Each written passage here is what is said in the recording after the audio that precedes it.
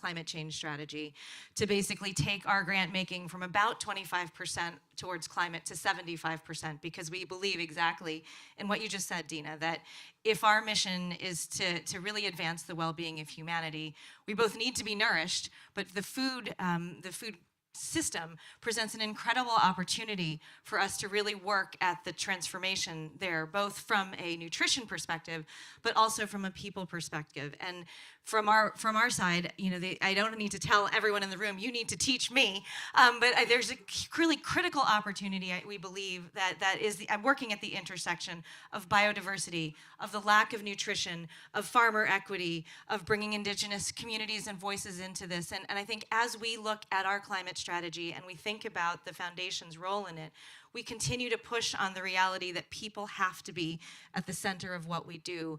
And so it is that is the reason why I think we believe food is a key part of the transition, of the opportunity to build a new and more equitable and nutritious world. And I think for me, from the exciting part of the paradigm, it's a real chance to recognize that we have incredible momentum that we haven't seen. I know, Roy, we've talked so many times about how there hasn't, for 27 years, we've talked about no food day at COP. Thanks to the leadership of the UAE, Her Excellency Razan Mubarak and Mariam Al-Mary, we actually have a food day now and a chance to really talk about and address the issues that food has on our planet, and the fact that billions of people are still undernourished despite having a food system that produces over 30% of greenhouse gases. And so I think we have a responsibility as a community and as a planet to change that and make sure that we change that paradigm, and that we bring a better food system for people and planet. So thank you all for being here today. I know you all have incredibly busy schedules, and I appreciate this coalition that continues to build and the momentum behind driving this change. Thank you.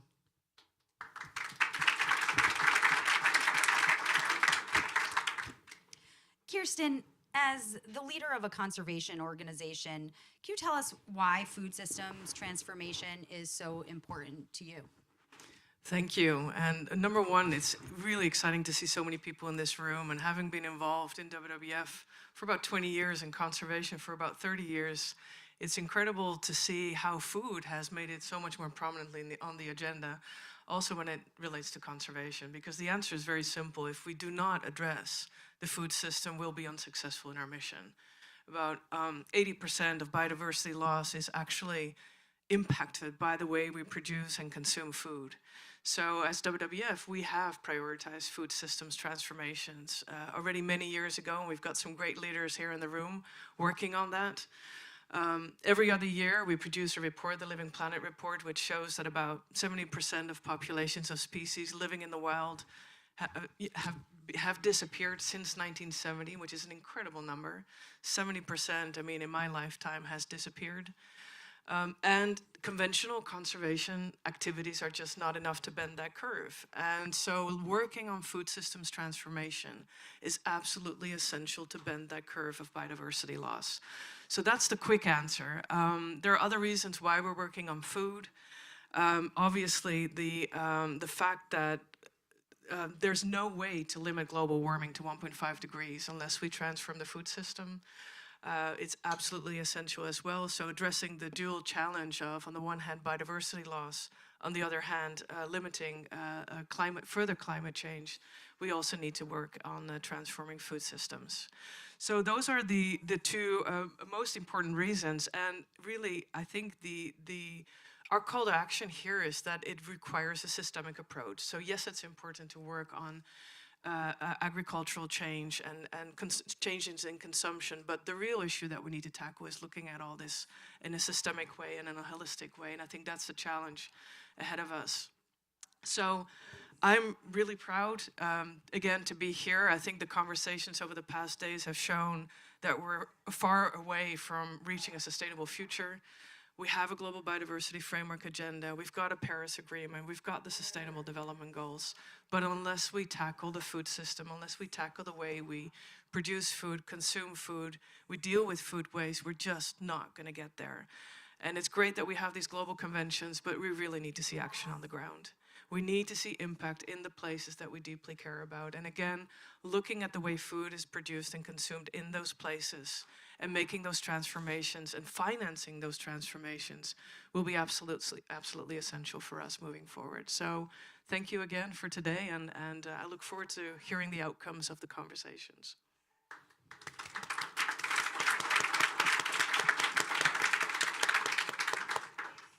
Thank you so much. Anna, your organization is an alliance of foundations that work together with others to create food system transformation. Can you talk about what that means exactly and how transformation connects to the climate crisis and to the need for an energy transition as well? Thanks, Dina. And I feel like, Danny, I could give you 5 minutes back of your schedule by just saying ditto to what we just heard, but I'll still take a few minutes. Thanks again, Dina, for your question. Thank you all for being here. Thanks to everybody tuning in online. I think today, as you've already heard from my co-panelists, really speaks to how much momentum and energy there has been created over these past years, decades, to really unite these conversations of climate and food, and it's so thrilling to feel that energy here. So just to say a few words in answer to your question, Dina, so the Global Alliance for the Future of Food, as you heard Dina say, is an alliance of philanthropic foundations working with partners, many of you here in this room. And we take that alliance part of our name really seriously. We understand that how we are going to get to the kinds of transformations you've heard already about today that you all are working on is through allying with others. So it's the public and the private sector. It's social movements and nonprofit organizations. It's those within philanthropy and beyond philanthropy. And within our alliance, we've found the power in coming together across differences of entry points. So we have climate funders and biodiversity funders and healthy food access funders. And we're really united around a shared set of principles around when we say food systems transformation, on what principles is that vision grounded? And it's the principles of a food system that is renewable, resilient, diverse, healthy, equitable, inclusive, and interconnected. And we found great power in bringing groups together across strategy and geography and size and all kinds of differences around these principles. And as an alliance working for food systems transformation, as you've already heard us all talking about, we understand that to have real food systems transformation, be part of addressing the climate crisis, that we really need to understand these linkages between the food system and the energy sector. You know, I see those of us sitting here today, those tuning in, you know, in real solidarity with the, I think it was 75,000 people who marched in the streets not too long ago, not too far from here, really calling for a phase out of fossil fuels. And we know that all across the food chain, there are fossil fuels, and that in order to transform the energy sector, we have to be talking about food. In order to be transforming the food sector, we also have to be talking about the energy sector. As you've already heard, you know, we know food systems are responsible for 1/3 of greenhouse gas emissions, and we know that what's critically important to look at when you have that food energy nexus conversation is where is energy showing up in our food system? And again, it's all along the food chain. And then we can look at the connections, for instance, between agricultural inputs like pesticides and fertilizers and the use of plastics in food packaging, and know that in order to ensure that plastics and agrochemicals are not escape hatches for the fossil fuel industry, it's important that we really come together as a community. At the Global Alliance, we're releasing a report next month on this food energy nexus that we hope will help us have these conversations about what do those collaborations look like, where are there opportunities for action. And then for those of you in the room, later today, we're having an action lab to dig deeper into that. So really eager to have those conversations. I just wanna say, to conclude, and hearing my co-panelists speak, this really came up for me again. I think we are, thankfully, knock on wood, this isn't wood, but I'll pretend it is, we are looking at this era of climate denialism in the rearview mirror. You know, I think we all can hopefully, you know, clap our hands that it is fading away. But I think we're at a moment where we're faced with 2 more Ds that are blocking our collective action. One of those is climate doomerism, this idea it's too late, we can't change, we can't transform ourselves, we can't transform institutions, we just can't do it. And I think all of us here on the stage, I can speak for us to feel that actually there is incredible possibility. We are seeing incredible momentum. And so we really want to make sure that we don't fall into that doomerism to slow action, And the second D is this D of dithering. This idea that by making incremental change, maybe we'll release some of the pressure valves, some of that call for bold transformation, when, as you can hear as the theme song of today, raise the ambition, we are here to say we need bold action. Now is not the time for small steps. It's time to really come together. And I feel just, again, so excited to be here and feel like this conversation we're having today is part of really raising the ambition. So thank you for being here. Thanks, Dina, for hosting us.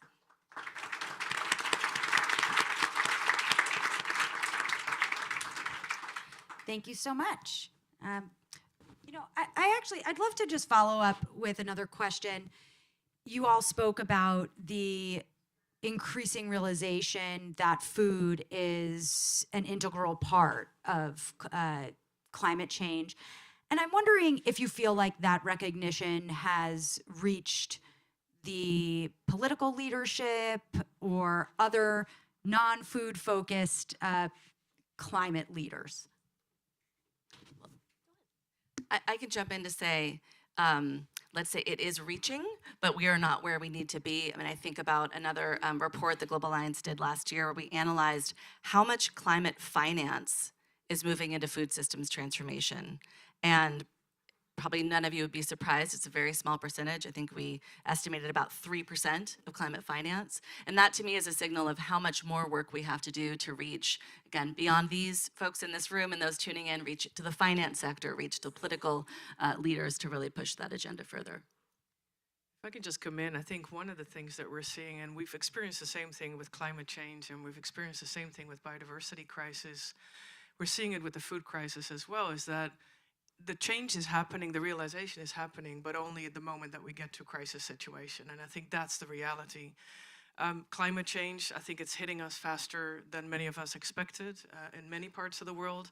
Biodiversity crisis is now also coming on top of the agenda of people.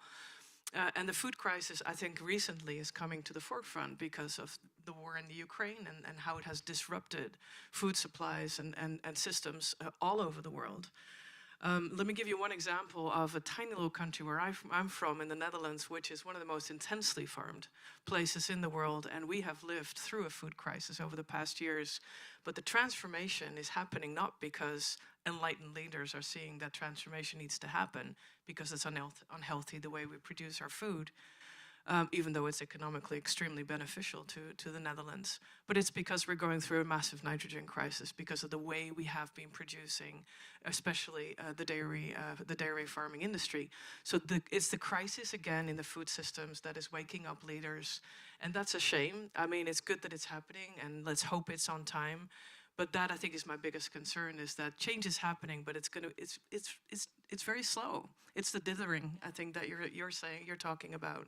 So let's hope that as we come here together that we can, really catalyze that change and get people to wake up before it's too late, before we get into the situations in which we've come to in the Netherlands. Great. Well, I see we're out of time, but Liz, yeah, I'd like to give you a couple All minutes. right, I'll take a swing at it. I think I really appreciate what you said, because I like these D. I mean, I don't like the Ds, but I like the Ds are good framing. And I obviously need to change. I think as we think about our work here, we always talk about superpowers, and I think where we can have the greatest impact is in intersections, and where we're really solving critical problems that help people at the core. And so I think one of my colleagues, Payman, is here. One of the things that we've been working on, and we talked about at the Africa Climate Summit, is this idea of climate smart school meals. And that both helps the intersection of farmers and helps them have a clear way to have their produce be sold. It helps children be able to come to school and parents to know that, by the way, my kid's gonna get a good meal at school, and that we're also helping the planet at the same time. And so at least from a foundation perspective, as we look at how we drive these opportunities, how we can bring these intersections of finance, industry, people, solutions, moms, all of these communities together to solve intractable problems. That's, I think, how we can help try to change the scale on the Ds so that we deliver for both people and the planet. Great. Well, thank you. Thanks so much. Great way to start off the day. Dina, stay right where you are. Thanks again to our panelists. I think it's so clear that we need to look at the interconnections between food, finance, climate, nature, and health, and that we need a systems-based approach that involves collaboration. We're now going to turn to a conversation on the role that United Nations agencies can play in accelerating food systems transformation. So Dina, back over to you. Thank you so much. Thank you. I'd like to welcome up Susan Gardner of UNEP, David Cooper of UNCBD, David Laborde of FAO, and Carmen Burbano de Lara of WFP.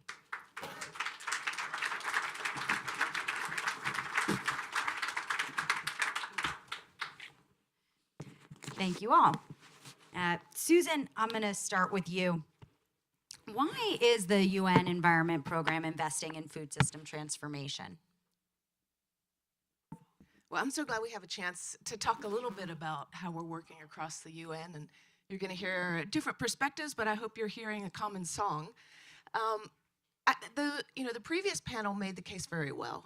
We heard from Churston at WWF International in terms of the real, life data that you can't succeed in fighting and winning the climate battle or the biodiversity battle unless we transform our food systems. And so I think that case has been well made now. But at the same time, we also recognize that our food systems require a healthy environment. So they require healthy, rich soils. It requires stable water resources. Overuse of pesticide that eliminates pollinators is going to destroy tremendous proportions of our food production. So we understand that we both need to change food systems for the environment, and we need to protect the environment for the food systems. While we were at COP27 last year, the world reached 8 billion people. And by 2050, we can be approaching 10 billion. And these are 10 billion people who have a right to a healthy environment and have a right to adequate, nutritious food. So we understand that this is essential at UNEP, and there's a lot that we can do across the UN system to ensure that we have the cross-sectoral approaches that includes mainstreaming biodiversity, mainstreaming environment into all of our agencies in order to ensure that we're providing the best support and service to member states. Thank you so much. David Cooper, of the Convention on Biological Diversity, you've been very outspoken about the need for urgent action on biodiversity loss and climate change. What role do food systems play in helping achieve this urgent action? And maybe especially so, where do you see the biggest opportunity for that kind of impact? Well, thanks very much, and it's an honor to be here. I mean, basically, nothing is more important for the future of biodiversity than the way we manage our food systems, for the reasons that are obvious that have been discussed by others in terms of the pressures on land use change, pollution, overexploitation of fish stocks, and so on. In fact, for biodiversity and addressing the biodiversity crisis, the food system is as the energy system is really for the climate crisis. And of course, as we've heard, it's also important for addressing climate change. The converse is also true, though, as Susan has just said. Our food systems are utterly dependent on biodiversity. But the way food systems have been evolving over the past decades is to destroy that diversity. Right? We've seen a narrowing of the genetic base of the major crops. We've seen a focus on fewer and fewer crops, a focus more on producing a few commodities rather than producing nutritious food. And so this has had negative impacts for production itself, certainly for nutrition. We spend more producing calories than we do nutrients. And it has increased the burden on the environment. We need to reverse that by making the most use of diversity. A broader range of crops, broader genetic diversity, making use of the natural enemies and the biodiversity in farms so that we can reduce the reliance on pesticides, and then also allow our pollinators to do their job and produce the nutritious food. These sort of elements are reflected in the Kunming-Montreal Global Biodiversity Framework in a number of those targets. To actually address that question, of course, the key issue then is working with farmers, with fisherfolk, doing that, as we've heard in the first panel, in an inclusive, participatory way. We have to work perhaps against an additional D, which is division. There are, biodiversity, food and agriculture are mutually dependent. They are completely supportive of each other. But there's a tendency to divide. There's a tendency of vested interest to look at division. There's a tendency now, unfortunately, for electoral politics to sometimes look for these sort of wedge issues to divide the environment and agriculture. We need to bring these together. Thank you so much. David Laborde of the Food and Agriculture Organization. The COP28 presidency is aimed to launch a leaders' declaration for climate action on food systems, agriculture, and climate action. And I'm wondering how your organization is going to support signatories of their commitments with implementation. Yes, thank you. So, I mean, for FAO, this question of food system and food agriculture is in our DNA. Actually, even if we go back in time, why FAO has been created is in the 30s, you have this problem of Dust Bowl in the US, so environmental degradation was already there. You get kids due to the economic recession that were hungry and farmers that was dropping milk in the streets. So you know how we combine these different crises, economic crises, inequalities, environmental degradation, and the need to ensure coordination in terms of policy, consistency in terms of policies within country and across countries, and the value of the UN is critical. So now we have this high-level statement where a number of countries are going to, I'm not sure if we say take commitments, but actually want to take actions. We are going, unfortunately, also some countries that will not support that because there is always trade-off and risk. But at the end, we need, yes, this country-level implementation, action.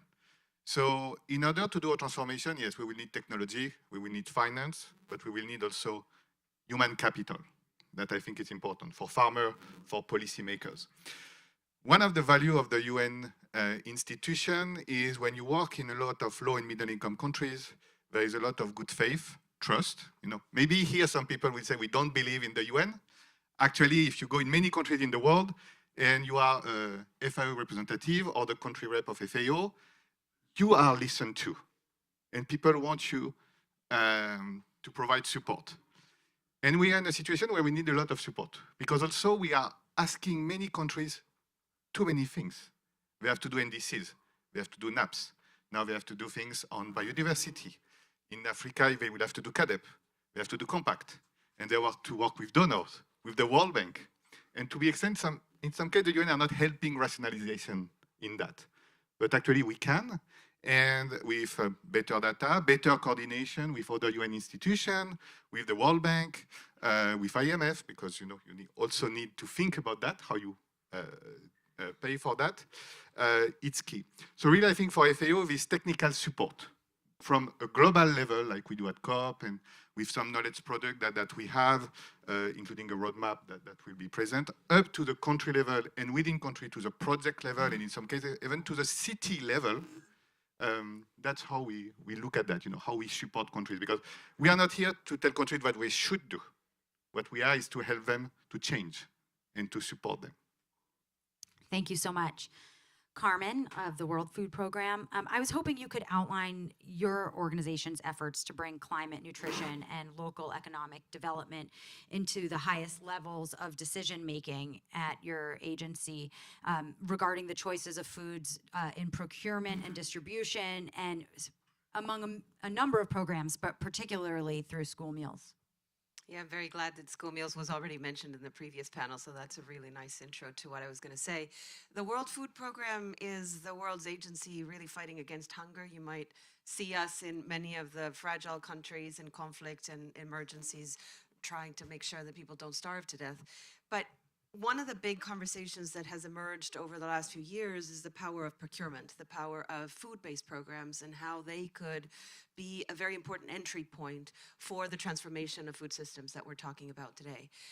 In many cases, in some of these conversations in UNGA and COP and others, we talk a lot about problems, a lot about the complexities of the system and how difficult it is to actually move any part of the system and create the kind of political will that we've been discussing. We believe at WFP, and I think we have a lot of allies and partners, the Rockefeller Foundation, one of the major ones, to think about really what are some of those potential big bets, those potential solutions. And one of them, we believe, and we've seen it already work, is the using food-based programs like, for example, school meals, and huge amounts of money that are being used to buy food and distribute food in different food assistance programs, nutrition programs and prisons and hospitals, et cetera. This is a huge industry. And so if we could intervene, not just the UN, but if we could support governments to intervene and change their own procurement policies, we could automatically arrive at better diets for children, for example, in school. We could change the food that they're eating. We could change their habits, their relationship to food, but we could, in the long run, also send a signal to the market to have different incentives and different rewards. So the reason why the element of school meals is appearing so large in the picture is because this is a $48 billion industry globally. 90% of that is domestic funding from governments. So if we could work with governments to change that procurement picture, what are they buying and what are they demanding from the private sector, we could reach some significant scale in a very short period of time and send signals to the market to really change towards those incentives. Great, thank you. You know, as a parent with my first kid on a school meal program, I'm always restraining myself from calling up the school, and it's great. Their food is great, but you know, obviously I have thoughts. So I think that school meals are just so important on so many levels, and I love to hear about them, especially in a forum like this. So last week, I was at another food gathering, also led by Food Tank, and one of the conversations I found myself having with different people was that there was this recognition on the limits of what can be achieved from the grassroots level and from the consumer level, getting people to change how they eat, how they buy, and how important policy is in really making major changes.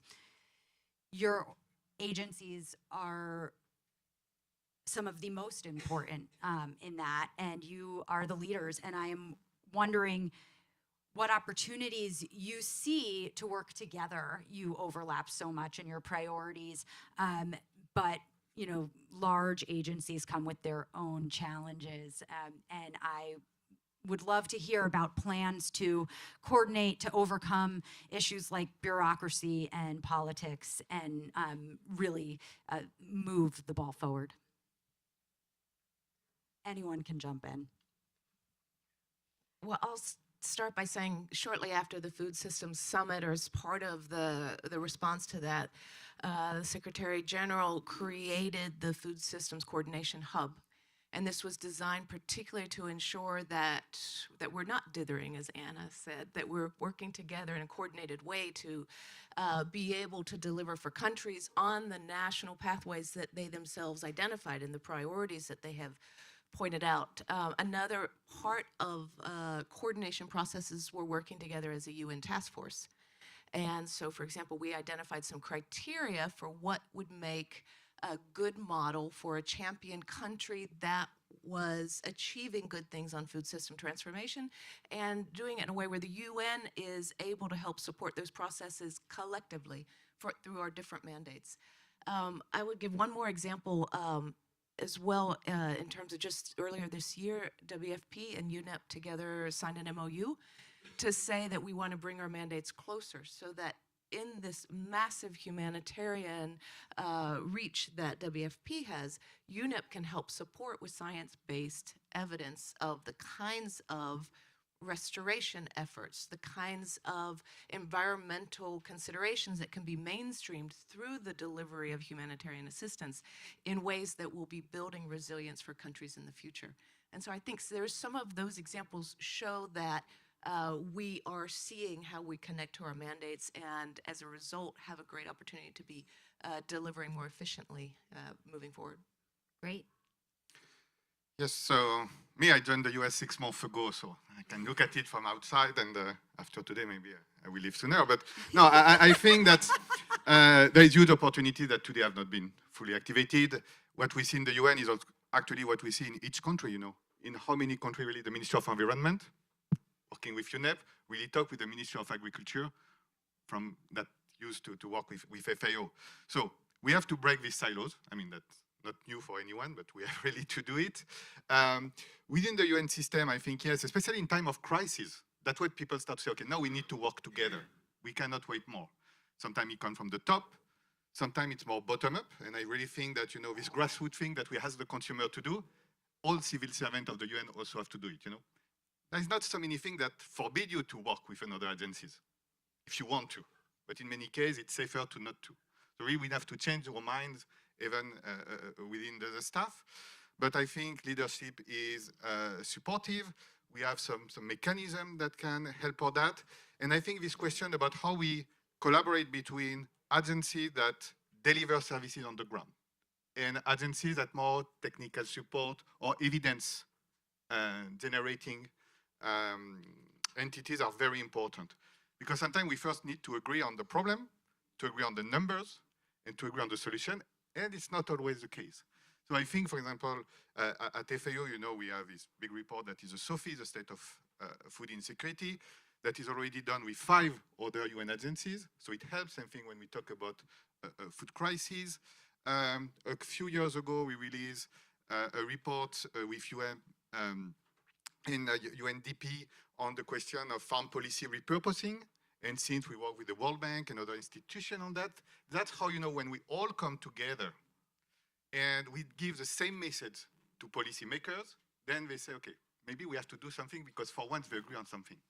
So that's what I would say, you know, agreeing on the solution and the evidence.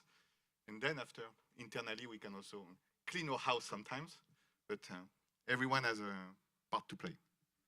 Maybe an example of a bottom-up approach, taking on what David was saying.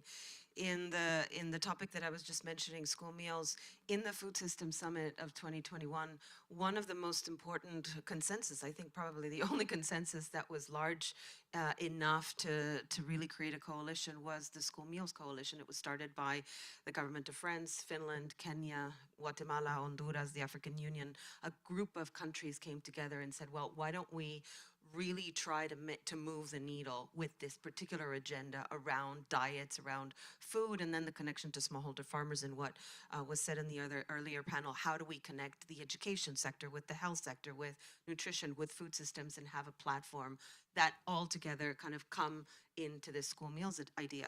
So the School Meals Coalition was born. Now 90 countries have joined at head of state level. It's one of the most successful initiatives coming out of the Food System Summit.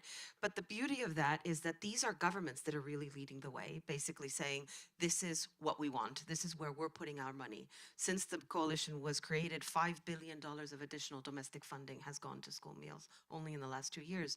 And what the UN does in that context, in a coalition that governments are leading, is really pulling together to support with the evidence, with the technical assistance, helping them share best practices, helping them model and pilot new approaches. So, you know, we're working with Rockefeller Foundation, for example, on introducing fortified food to school meals. That's also a whole grain that is introducing good food into the diets of children. But that is done also in collaboration with UNICEF, with FAO. New dietary guidelines for school meals are being developed by FAO, for example. But all of that really taking governments and supporting them in the policy priority that they have put on the table as part of these UN-led processes. Great, thank you. Later, I'm going to pull you aside and I'm going to want to talk about nothing I'm but going to school get meals. an earful on school meals. Great. Thank you. David, yes. So I think there are many opportunities, and a lot of them really are at the national level. As David said earlier, we have countries being asked to do biodiversity strategies, update their nationally determined contributions, work on their food system strategies and so on, and making sure that these are linked together through the work of the UN country teams, for instance, is really important. So there's a huge opportunity, for instance, for national biodiversity strategies to contribute to the climate agenda through adaptation and mitigation, and to contribute to the food agenda, to food-based dietary guidelines, for instance, a tool led by the food agencies can be really important in driving procurement, in demanding more diversity from the system, and can thereby, support both biodiversity and our food and nutrition objectives. And just one other thought, because from what Anna Lapis said earlier, we have these very acute crises now that we're seeing of biodiversity loss, climate change, pollution, and so on. But we've had a lingering crisis, right, of malnutrition.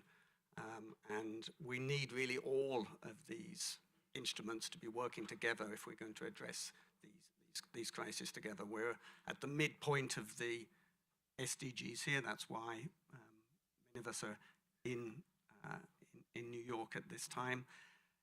We have to look at this in the overall framework of the Sustainable Development Agenda and how those 17 goals work together. Great. Thank you so much. Thank you guys for all joining me here today, and looking forward to continuing these conversations today and in the future. That's my way of saying I'm going to be in touch with everyone. And Thank you, Zena. Thank you to all the panelists. Great panel.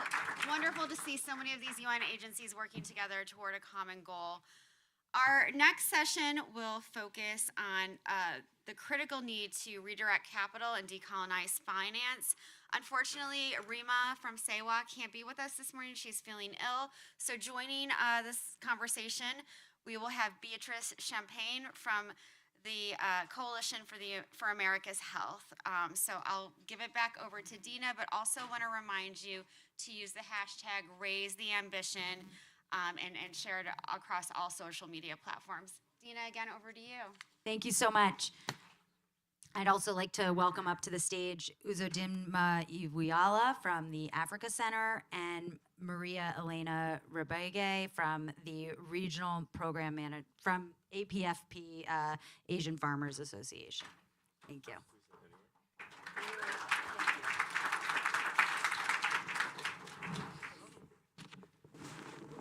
Thank you so much for joining us, and especially at the last minute. I was hoping you could each just take a moment to introduce yourself, your institution, and the food system stakeholders that you represent. My name is Beatrice Champagne, and I am Executive Director of CLASS, Coalition for America's Health, which is also a funding organization for COLANSA. COLANSA is the community of practice in Latin America and the Caribbean for food systems that are sustainable, healthy, inclusive. And I have been working in Latin America now for many years, and particularly in the area of food systems. Thank you. Yes, good morning, Dina and everyone. I am Lana Ribagay from Asian Farmers Association for Sustainable Rural Development. We are a network of small-scale family farmers in 16 countries in Asia, representing around 13 million small-scale women, young, and men farmers. We are promoting land rights for small-scale farmers as basic tenets, for allowing us to produce healthy foods. And we are organizing ourselves into agriculture cooperatives, attracting youth in agriculture, and of course, we are engaged in constructive policy engagement. Thank you. Thank you. Hi, my name is Uzodima Iwala. I am the CEO of the Africa Center, and I guess my relationship to food is that I like to eat. But I am not a food person or a farmer, but what we do at the Africa Center is work a lot with narrative about the continent of Africa, and one of the things that has come up quite a bit in the work that we do is food. It is farming. It is the questions about how we think about or speak about that within the context of this vast continent and traditions, cultures, and whatnot. And we've done actually at the institution, which is here in New York City, up on Fifth Avenue, we've done a number of programs and exhibitions around food, culture, and narrative, and how people think about that within the African and also diaspora context. So that is why I'm here. Otherwise, my background is both in sort of narrative. I'm a novelist, and then also in health. I'm a doctor as well. Thank you. That's your many things. So, Uzo, I'm going to start with you. No. How has the past and current geopolitics influenced trade and finance related to Africa's food systems, and what narratives do you think need to change? I think you should start with someone else. I mean, I think the sort of most clear example I think everybody is speaking about now in terms of the whole geopolitical thing is if you're talking about wheat imports or exports from Ukraine and Russia, and then imports to African countries. I think there's a lot going on there and a lot that gets jumbled in terms of how we, again, speak about the continent.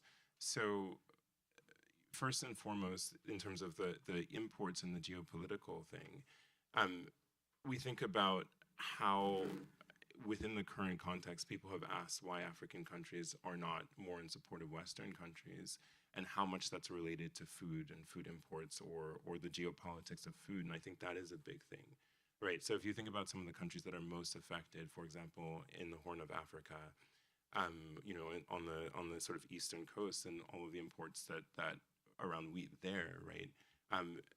You know, people have to act within their best interests, and I don't think that that's accounted for in the way that people speak about what's going on. That's one. Second point is it's not just food imports, it's also actually fertilizer imports as well. I think things that inputs into the agricultural system that are impacted by some of the geopolitical crises or the financial situation, that impacts how practices across the continent. That's really important, needs to be part of the discussion. And then lastly, I think on top of it, and then we can get into it after other folks speak, there's a whole issue of how do you think about change or transform food systems so that we are less reliant on some of these things? And that's really a cultural issue. That's about what was replaced initially in terms of our interactions with folks who decided to change the way that we farmed or practiced. And then how can we think about what's most sustainable for some of these environments? And again, I'm not an expert on this, but there are plenty of people like, for example, Chef Pierre Thiam, who we worked with at the Africa Center, who talks a lot about this in terms of farming practices and local food practices, right from what you're doing, putting in the ground, to how you think about what you eat and how that transforms the way that people actually eat, how people cook, and all the sort of traditions around that could reshape the way that we deal with some of this stuff. Thank you so much.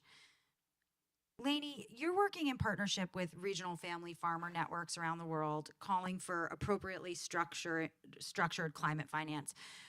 What are the geopolitical challenges that prevent this from happening? And what do farmers and frontline workers need in order to lead the way in transforming food systems? Thank you, Dina. That's very good question, but hard to answer. We are indeed calling for appropriately designed climate finance. One important constraint is the absence of enforcement of climate justice. We, the farmers the most affected, are least supported. With the absence of this loss and damage provision, the victims who have suffered the loss and damage are also the one carrying the burden of responding to all this loss and damage. If ever there is financing available with the worsening crisis, the agriculture and farmer sector is always seen as a very risky sector. So most of the small-scale farmers doesn't get this financing. If ever there is financing, it is captured by big farmer entrepreneur due to very stringent due diligence criteria. And in addition, the financing terms is very difficult. Very high collateral, voluminous documents, which is very difficult for small-scale farmers to give. So because of this constraint, we are calling for an innovative financing product that can respond to our need. We have some example of this. During COVID, we launched the Food Hero campaign because during that time, food is not available with the transportation lockdown. We really count on those, the local communities now to produce the food. And during this time, with this campaign, we were able to access funds from IFAD, a grant fund, but we were able to revolve it, supporting production and marketing of agricultural, agroecological products. Now, through this, we're able to see that when fund is channeled to farmers' organization, not as beneficiary, but financial intermediaries, they're able to do it faster because the guidelines are simple. It does not need very long documentation because they have this social capital. They have a record of their member. They know their members, so they're able to process it fast. The cost of knowing your client is not as much as those big banks who doesn't know. They need to invest more. But for farmers' organization, with this coordination and communication infrastructure available, then the cost is relatively cheaper. The process of processing it is simpler, and then the size of loan is on a chewable size, available for young farmers, for women who need small equipments, no, and not very big funds. But in general, it's big if you consolidate them, but we need to retail it and make it available easily and on a timely manner. These are some of the financing models, no? The design and the deployment of funds. We see that it is best used if it's channeled directly to family farmers organization and making use of their social capital and the infrastructure that exists in this federated structure. Great, thank you. You don't know what to ask me. Is it written on my face? No, I'd come up with something. But How about I just tell you a little bit? that sounds what we fantastic. do. I want to mention, in Latin America, we are focused on policy change. My organization is particularly focused there, and in issues of consumers. So, for example, front of package food labeling, warning labels, have been the top strategy that we're focusing on all over the region. The reason for that is because it's the opening door to other strategies, to schools, restrictions in marketing, financial or fiscal policies. So we have started in that area in certain countries. I think most of you probably know that Chile was the #1 country that started the movement in that direction. But now we have a number of other countries, Mexico, Peru, Uruguay, Brazil, Argentina. And I think that shows a level of cohesiveness in our region that I think many tell me is difficult to duplicate in other continents. We work together very closely in our region. When Argentina was approving the front of package labeling, the nutrition law, because it wasn't just front of package labeling, it was also the situation around schools. It was also restrictions of marketing as well for products that had that had these critical nutrients that are negative. Half of the region was looking at their cell phones, seeing in real time what was happening in the House of Representatives in Argentina. And that kind of community was formed over many years. We all started in tobacco control and grew in advocacy competencies. And many have moved now to also work in food systems with great competency. So our region has been very good in advancing in these policies. In countries that have received considerable funding, like Brazil, Mexico, Colombia, but we are also looking to having the whole region advance in these policies because it can be done. However, I have to say that some of the rules that financiers have sometimes prevent some of the things that can be done. They prevent some of the innovation that can come along. And I think that one of the things that is changing, at least for our region, is a desire, it's called decolonizing, but it's a desire to give more of the say, more of the setting of priorities, more of how to spend the funding to people that are actually working on the ground. I work on the ground. I work with people in Guatemala, Costa Rica, El Salvador, seeing the issues and the problems that they have. We are sometimes buried by reports. You know, everybody that wants to do something does a report, sends us a report. And even those that are working 100% of their time on this are unable to read them because people on the ground are dealing, this is like being on the trenches. People cannot stop the arguments and discussions and the defending of legislation. They cannot stop to read the latest report. So I think the idea of moving more of the decision making and priority setting and how to spend these funds more closely to the people that actually are doing it is very significant. What I see is that as you get down to the level of advocates in a country, there is less and less money. And we miss political opportunities because getting funding for any kind of a project, an advocacy project, takes time. By the time you wrote the concept is reviewed, then there is, okay, the full proposal, then comes the contract, and then you miss the political opportunity. Right now, there is 4 countries in my region that if we do not act within the next 3 months, we missed it. We've just missed it. We have to, well, maybe the funding will come next year, but by then it's too late. So how do we deal with this political junctions where you have to be able to act quickly?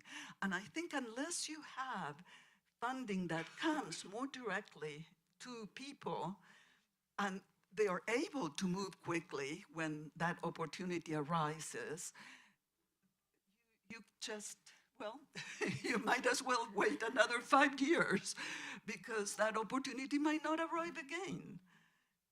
Thank you. That is just, that's so on point, and I really appreciate that. Thank you. And it leads me to another question for each of you, which is one thing that I think we've seen in countries around the world is that as major multinational food companies enter regions, they crowd out the local food systems and the local food culture.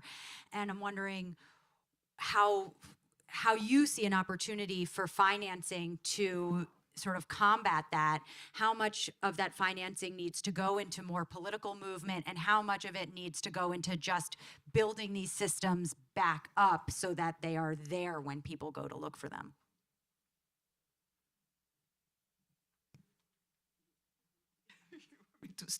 Okay. I think that the financing that helps us in countering the narrative of the industry in many of our countries is particularly significant. I want to give an example. In the last 5 years, I've been working a lot in Central America. I am originally from Argentina, but I think Central America needs help. Do you know how many people live in Central America? I mean, just roughly anyone? How many? If you consider the Central American Isthmus plus Dominican Republic. No? I don't know. Okay. If you think about each little country, you think, well, it's not worth financing. But there are 64 million people in Central America affected by climate crisis as part of the reason for immigration, poverty, crime, I mean, you name it. But there is a great production of food. Agriculture production is very strong in the countries of Central America, actually in all of Latin America as well. When I started working in Central America, the only narrative, the only thing people knew there was actually the narrative of the industry. There was nothing much being said about the connection between food, nutrition, chronic diseases, nothing much. And if we don't counter that, that's what is in the minds of people. And of course, you go and want to change a policy. Well, you have to start from -50 because, you know, there isn't even the basic understanding of what, you know, how these things relate. So Central America is an example of how, if we don't get much stronger about how we communicate and have actually a less fragmented communication, because there are very wonderful communication groups in our region. I mean, whether you're talking the National Institute of Public Health in Mexico, El Poder del Consumidor in Mexico, FIC Argentina in Argentina, there are many wonderful communicators, but they're fragmented. And so what happens in Bolivia, what happens in Paraguay, they do not have the necessary information to be able to move on to policies.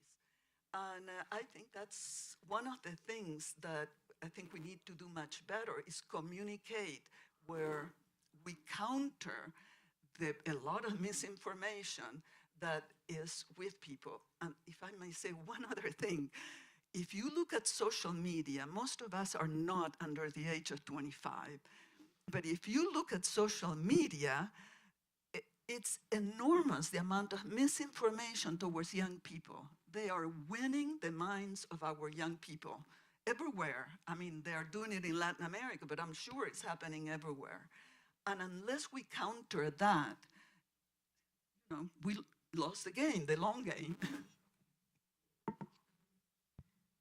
Thank you so much. Yeah. From the farmers' side, we do agree with the Intergovernmental Panel on Climate Change report that the efforts on climate is very fragmented, small, and focused on planning and implementation. And we say, if the house is on fire and we keep on planning in investing funds on readiness, preparing all this, these plans are okay, no? But if most of the resources are into this planning and the time are into that, then the implementation side, we're losing time, no? So we think that we should invest fund for those who, the frontliners, the farmers, to upscale their agroecological practices. We are part of this agroecological coalition, which would like to speed up, accelerate the transformation of the food system through climate resilient approaches. And in this transformation, we really need to attract young people. They are the future of our food. Without farmers, there's no food in the future. If there are no young people wanting to engage in farming because they don't see it as profitable and they don't feel dignified doing it, then there will be no people. And we say, no farmer, no food, and there's no future. So we need to invest on young farmer and particularly on women farmer, because they are the custodians, no? They are the first nutritionist at home, the first doctor. They know how to cook these forgotten foods which are underutilized but very nutritious, and all this herbal medicine, and how to preserve food, no, to make the indigenous way of preserving and making nutritious and healthy food available. And most especially, when we work and finance farmer, it is done on an aggregate, not in individual farmers, because individually we cannot raise our voices well, but addressing it through federated structure, no? Federated coalitions are best platform. And in governance, food governance, farmers are always consulted. We always attend multi-stakeholders meeting, but sometimes it's too tiring when you are consulted, but at the end of the day, your voice was not heard. So we hope that the financing will help farmers to really accelerate agroecological practices, which has adaptation and mitigation potential. At the same time, farmers are in the driving seat. Thank you. Thank you so much. Uzo?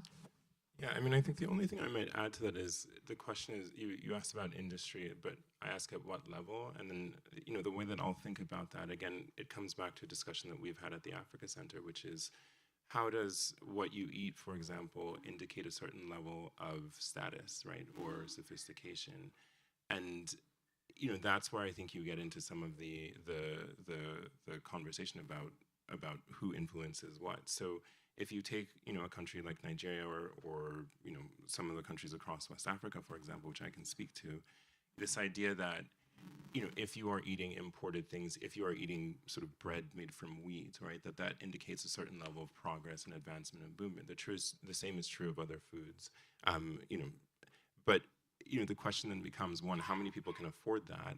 Two, is that the best for the sort of like the local environment or context, right? And then three, if you have alternatives, how do you now think about the importance of those alternatives and messaging the importance of those alternatives? So I think, again, to reference discussions that we've had at the Africa Center, the question about eating cereal for breakfast or eating wheat for breakfast or bread products for breakfast, is that culturally relevant?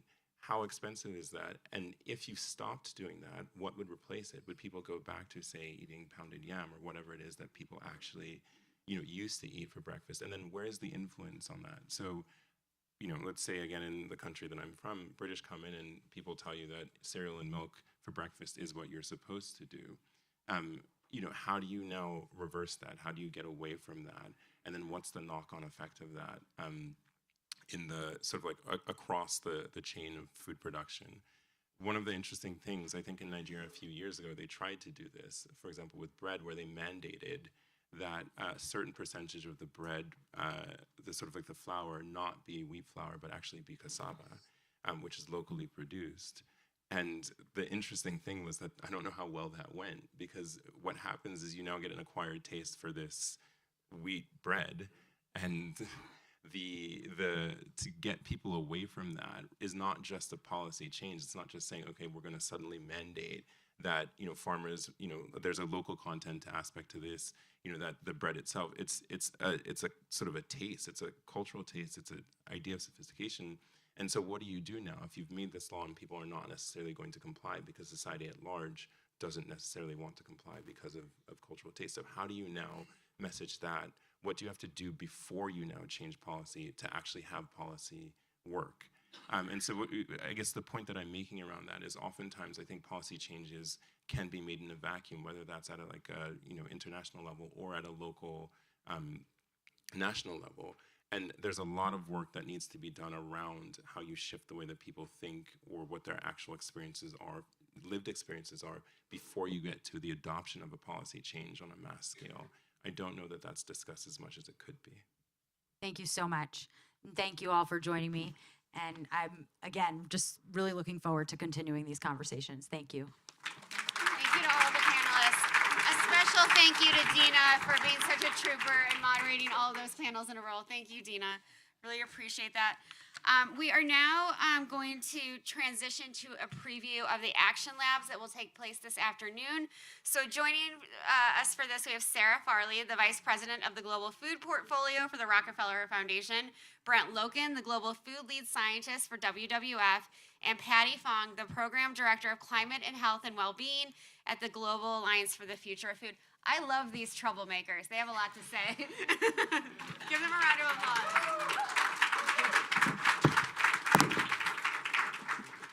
Good morning and hello to everyone online across time zones. We're going to keep this super brief. This is just 5 minutes to give you a little bit of an appetizer for what's going to happen right after lunch. So, it is said to transform the food system, energy system, transportation system, health system, these complex, interacting, dynamic systems. Linear change is no longer enough. We need exponential change and radical collaboration. What's the difference?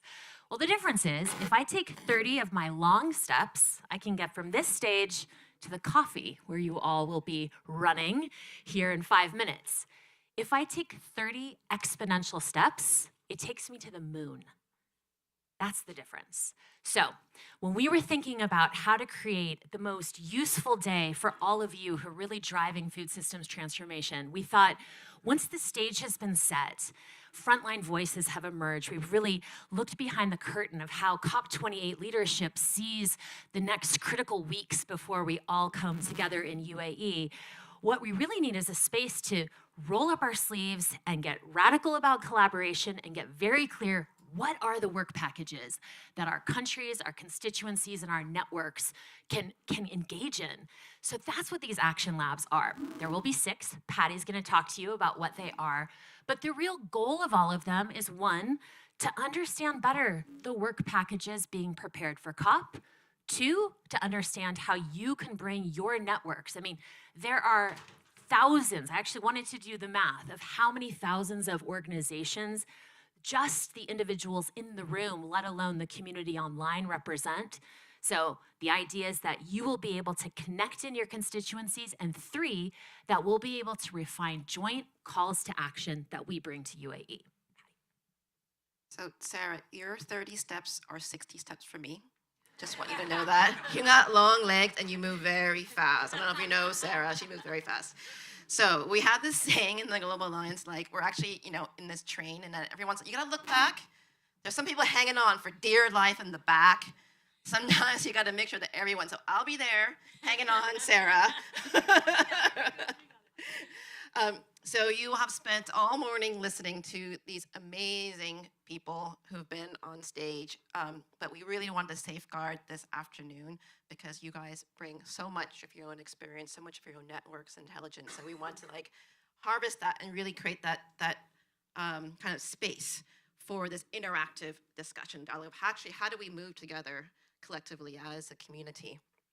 So we have identified 6 action labs, and this wasn't Global Alliance, Rockefeller, WWF, but we actually wanted, let's kind of diversify. These action labs were developed in partnership with other organizations, 30 organizations, you were counting. And so they were co-leading each of the themes really to really go, okay, well, what does it mean to have joint calls to actions? What do you actually want to accomplish or say, really? It's the start of a journey at COP28. So the 6 themes are 1 on regenerative agriculture and agroecology. So aligning on the outcomes and accelerating the transition on the landscape level. And it'll be bringing together 4 different initiatives that'll be promoting their initiatives at COP, but actually we need to align in advance of that. So how are we doing that? The second one is around people and food, addressing sustainable consumption patterns and dietary choices. And it'll be discussing kind of the common calls to action from diverse stakeholder groups, from governments and UN institutions, from consumers, from the private sector, businesses and investors, and from academia. The third is around aquatic and blue foods, unlocking finance for transformation. So as we all know, fish, shellfish, algae, aquatic plants, captured or cultivated in freshwater marine ecosystems are a critical source of nutrition and income for billions of people. But better management of habitat and wild fisheries coupled with scaling of lower footprint of aquaculture is an imperative.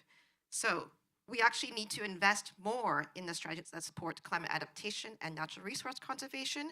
But actually, how do we do that? How do we unlock more of those resources, more of that finance? The fourth area is on energy and food. So as Anna mentioned in her opening remarks, we need to wean global food systems off of fossil fuel dependency. So we'll be discussing how fossil fuel dependency is holding back food systems transformation, and how do we make our systems much more equitable, healthy, and resilient by actually working together with those advancing energy transitions. The fifth area is around nature, food, and finance. So exploring the intersections, synergies, and impacts for the Rio Conventions for food systems. So we need to explore opportunities to build stronger financial infrastructures that empower both institutions and stakeholders that really can address climate, nature, food together, right? There's only a limited amount of money out there, so we have to be working not in silos, but really together to address all of these important areas. And finally, last but not least, is around health and nutrition. So protecting people and planet with healthy diets and sustainable food systems. So they will be discussing key messages in support of key interventions such as fiscal and regulatory measures, healthier food environments, public procurement such as school meals, and other policy tools such as the nationally determined contributions. I see the clock in the back is in the red, so I'll be very, very brief. Danny, thanks for calling us troublemakers. It's an honor to be working with these other troublemakers and to have been working with you guys over the past several months and putting this day together. So what do we do with this? We've got calls to action. There's been a sense of urgency, which we have heard over and over again. Are we just going to take calls to action and then just leave it? No. What we want to do is we want to put these calls to action together into a high ambition paper, which we're going to publish before COP, where we are outlining what the key calls to actions will be in these 6 areas. And we would like each one of you to sign up onto this. Not only that, is we will then meet at COP and we will have a session where we will give real-time updates on progress made for each one of these calls to action, where we could come in, we could say what is happening on regenerative agriculture, what is happening on diets and consumption, what is happening on finance, and then we will be able to monitor and track progress on that real time. The idea with this at COP, I think we all go there, it gets a little bit crazy, and some of us don't really know what is actually happening on the ground. And the idea with this is to have that real-time update to bring us all together with our knowledge and expertise to say what is happening, what do we need to do, and we will write a report at COP as well. So that is the idea with this. We look forward to co-creating all of these actions with you. And again, it's an honor to be here with you guys and to see everybody here in the room. I think it's time for coffee, right? Bigger round of applause for these wonderful people. We're running about 5 minutes late, so I'm going to ask that you come back in the room about 10:25 so that we can make sure that we get started. But thank you all for being here and for a really lively start to the discussion.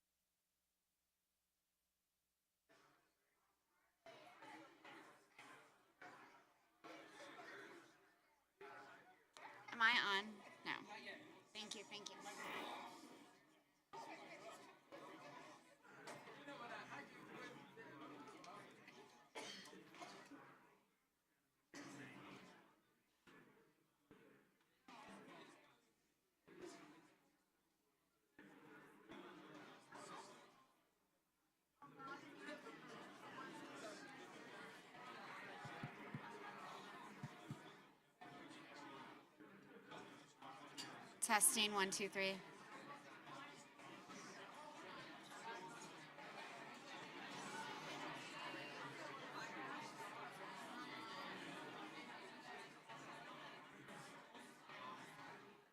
Bernie, Melissa's not here. I don't. Mic check, mic check.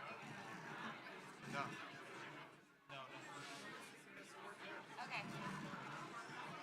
Are we good?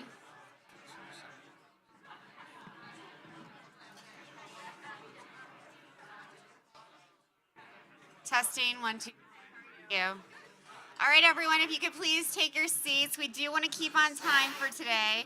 I hope you're enjoying the coffee and the snacks. For our next conversation, if everyone can be quiet as they sit down, that will be really helpful for the program and for the live stream participants. I'm going to say it one more time. If everyone can quiet down and take their seats as quickly as possible, it really helps our live stream participants so that they can interact as much as possible. We are now going to have a session on upholding inclusive and place-based innovation and investment. Leading this discussion is the amazing Melissa Ho, the Senior Vice President of WWF.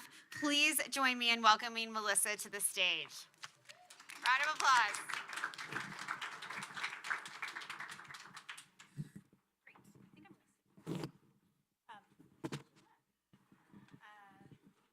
Hello, welcome back. I hope you had a wonderful break and a great chance catching up with old colleagues and meeting new ones.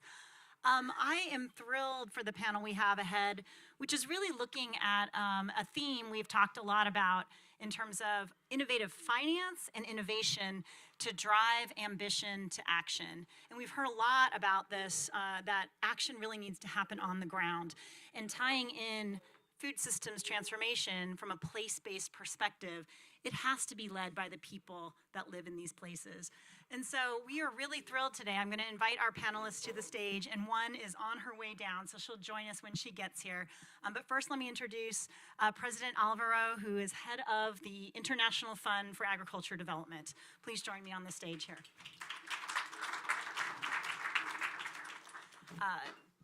Really a UN agency focusing on supporting governments to engage smallholder farmers, women, and local communities, and innovative finance around that.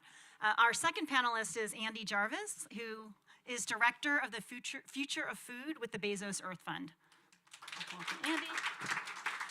And our third panelist, who is on her way, is Rahini Chaturvedi. She is the strategic lead for the Forest, Climate, and People Initiative, which was launched at COP27, last year, really focusing on a grassroots, bottoms-up approach on thinking about helping meet climate commitments, but doing so really, again, empowered by what communities want to do themselves. A lot of forestry work, but there's definitely tie-ins to the agricultural sector as well. So Rahini will be joining us momentarily. So why don't we get started? I think, you know, food security, agriculture development, these are not new topics, right? We think of the Green Revolution from the 1960s. We think of the Arab Spring in 2010. There's ebbs and flows of this topic on the global agenda, but something feels very different today, and how this topic is really being integrated, and the intersectionality with climate and nature especially, but also social justice. And so would love first to start about how, you know, what do these trends mean? We know that innovation and finance are such key parts of the puzzle we need to solve in driving more innovation and more finance down to the ground. So let me start with you, President Alvaro, to talk about what and how IFAD thinks about that innovative finance. How do you help prioritize what countries want, and how do you engage in a multi-stakeholder process? Thank you very much. Thank you for organizing this Food Day, which I think brings the visibility. We see a lot of allies in the room, so many of you we have coincided throughout the week. So I will try to bring some new perspectives, because I'm hearing more and more that we have to focus from the analysis actually on the outcomes. And I mean, we all meet and meet and meet.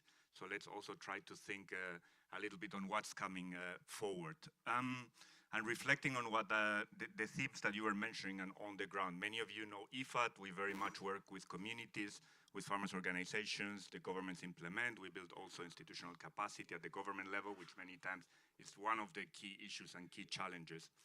But thinking about what has happened and what you mentioned over the last decades, we've been seeing that actually we have become less and less efficient in delivering nutritious food sustainably, both the nutrition as well as sustainably. And the costs are very clear. We have discussed the cost in terms of health, in terms of food waste, in terms of biodiversity degradation. So the costs are clear, and they have become more clear perhaps to the decision makers and to the politicians behind. You are seeing it at the G7, at the G20. There's an interest also to see what are the outcomes on the ground. Many times, right now, when I meet even with many of the multilateral development banks, including the ones focused on infrastructure, they're starting to discuss and to think about what's the connection between the big investments, the billions or in infrastructure, with the people on the ground. We have been investing billions and billions, but the outcomes in terms of hunger, in terms of nutrition, have not been very clear, or at least the trends do not show on the data that we have made much progress. That's the first thought. There has been a lot of discussions of the links between food security and humanitarian nexus, between food and climate, now at the COP28. So I think we're at least in the good direction from the analytical side, but clearly from the financial side, we still need to create those investable assets that we can bring also, for example, the private sector or public development banks. The second message is, for us, the complexity has really begun to increase to a level that is much higher than it used to be. Now, among our main themes is gender, is nutrition, is climate, is youth jobs, but now we talk also about land degradation, about land ownership, about, how we can bring the private sector, biodiversity. So clearly the complexity is massive. It's not just a single intervention, 3 months, and we solve things. This has led to the food systems approach, whereby there's a lot of different sectors, a lot of different partners that we need to bring. So we all talk about partnerships, and at least in this room, there's more and more willingness to actually partner, to come together and to work together, which was not the case perhaps 2, 3, 4 years ago. And there's a lot of leadership at the multilateral development banks that are bringing this. For us, this has also meant bringing to many of the global platforms, G7, G20, the smallholder voices, which I think is important, the impact on the ground, the grassroots level, as you were mentioning. Also the Indigenous Peoples Forum, the Farmers Forum, the International Land Coalition, many things that we work on and that are under IFAD, but obviously it's a global public good for many of you. And then finally, I would say we need to also think differently, and this means on how we talk many times, especially in the UN, about bringing the private sector, but without the money, without the incentives. Yesterday we had a discussion about how the subsidies can also be even linked to certain incentives on climate adaptation. We're talking about 700 billion according to World Bank estimates. So clearly there's a lot of financial flows that we need to think in a different way. So, and very much on my main message is how's that impact on the ground, that's the impact for the target groups, for the women, for the youth, for the indigenous people, which many times doesn't seem to be always on the picture. For us, how does success look like at IFA? So the things that we measure, and we measure 15% of our projects, looked at improved livelihoods. So how much do we increase the income of the rural farmers? How much do they increase their food security and access to markets and productions? And also how we also do household surveys to measure how do they strengthen their resilience. So we have to talk about specific, I would say, impacts for these target groups. We have to talk about specific investable assets for the private sector. Let's bring it down, let's land the conversations, let's stop talking about the gaps, the analysis, but actually let's all try to bring onto investable and real practical actions. Thank you. President Alvaro. Rohini, welcome. Thank you so much for joining. And I think I was talking before you came a little bit about the initiative that was launched at COP27, and we were talking about the importance of innovation in finance and how there's a moment now, the brittleness of the food systems at the global level. COVID, the war in Ukraine has been mentioned as exposing these things. But then thinking about innovations also in governance and approach and really empowering the people in the landscapes. So would you share a little bit more with us about the model and the work you've been doing with this Forest, People, and Climate initiative and working on a bottoms-up approach over the last 10 months?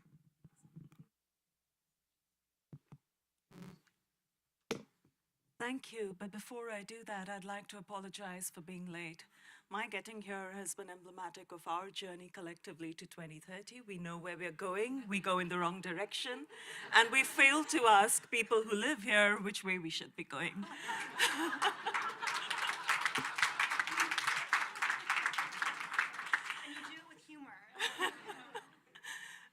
But I can say I got my steps in this morning, which is an achievement, and I'm delighted to be here. I do feel like a bit of an interloper because I don't really work in the food space. And I'd like to thank Melissa, Patty, for inviting me to be here to share what has been an incredible journey over the last 10 months as part of Forest People Climate. I'll very quickly mention that this is a collaborative of donors and civil society organizations, academics, and experts, looking to see how we can have strategic frameworks that support our collective ambition to halt and reverse tropical deforestation by 2030. And just to say that this, when I talk about a strategy process that we've had over the last 10 months, it's actually been 9 simultaneous strategy processes. Because one of the things that we realized was that each of the regions that we wanted to work in, the Brazilian Amazon, the Congo Basin, and Indonesia, had very specific contextual realities that we needed to respond to. And also the levers that we wanted to use, whether they were around strategic communications, finance and markets, enabling conditions and securing enabling conditions, were really very different. And so we had 9 decentralized strategy processes all going together. So if you think about someone sitting in a secretariat looking like a circus ringleader, that's very true. That's what it was like. Through these processes, we involved over 500, and we're still counting, so this is a conservative estimate, of experts globally, including donors, but largely experts who were deeply embedded in the context where we wanted to work and who were from tropical forest countries. I know that this can see, I mean, I've done a lot of strategy advisory consulting assignments before I came to FBC. And typically it was always consultative. I always walked out, talked to people, pulled things together, but I decided what went into the strategy and what didn't. And I decided whose voice I wanted to privilege or keep to the side, keep in abeyance for the moment. With these processes, we had at least 9 facilitators who were from the regions, who were from tropical forest countries, building out these coalitions. We had a group of donors who were working with the facilitators to shape the strategies.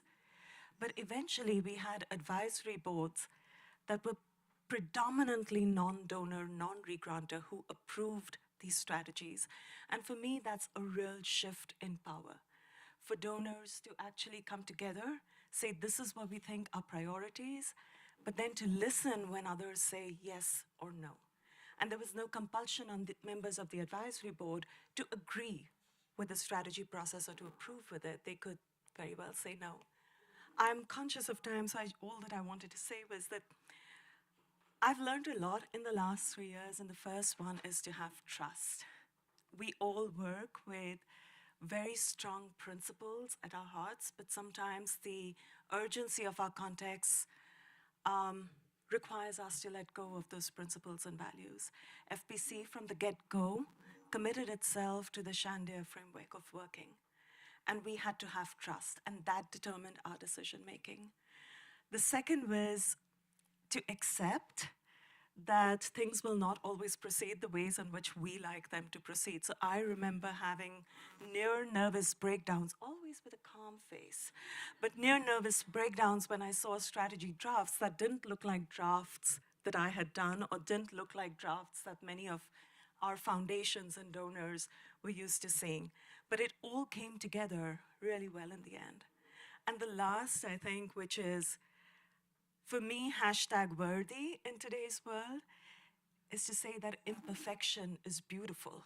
There's no problem with something being imperfect as long as it brings us together and gives us the energy and enthusiasm to proceed on the path that we've all chosen. Thank you. Thank you, Rahini. Yeah. Trust, journey, and don't let the perfection be the enemy of progress. Thank you so much. Andy, Bezos Earth Fund, I think we have heard of you, but you are not even a year in your role, so in some ways a toddler, though also a huge influencer in this space. Could you share with us a little bit about how Bezos is thinking about a systems approach and how you are thinking of marrying a lot of conservation work you've already been doing, the foundation, but marrying that with the food systems transformation work that you are leading? Thanks so much. Thanks, Melissa. Yeah, it's been quite a whirlwind for me. It was actually a year ago that I kind of started in this role, and it's been an incredible learning journey. So the Bezos Earth Fund is about bringing about what we call irresistible and unstoppable transformational change. And we're doing that in a climate and nature crisis. And we see that these two worlds of nature and climate more and more coming together finally. And it's very important that we link those two agendas together much stronger. And so that's really where we focus. When it comes to food, it's like this multiverse of complexity. I mean, it really is.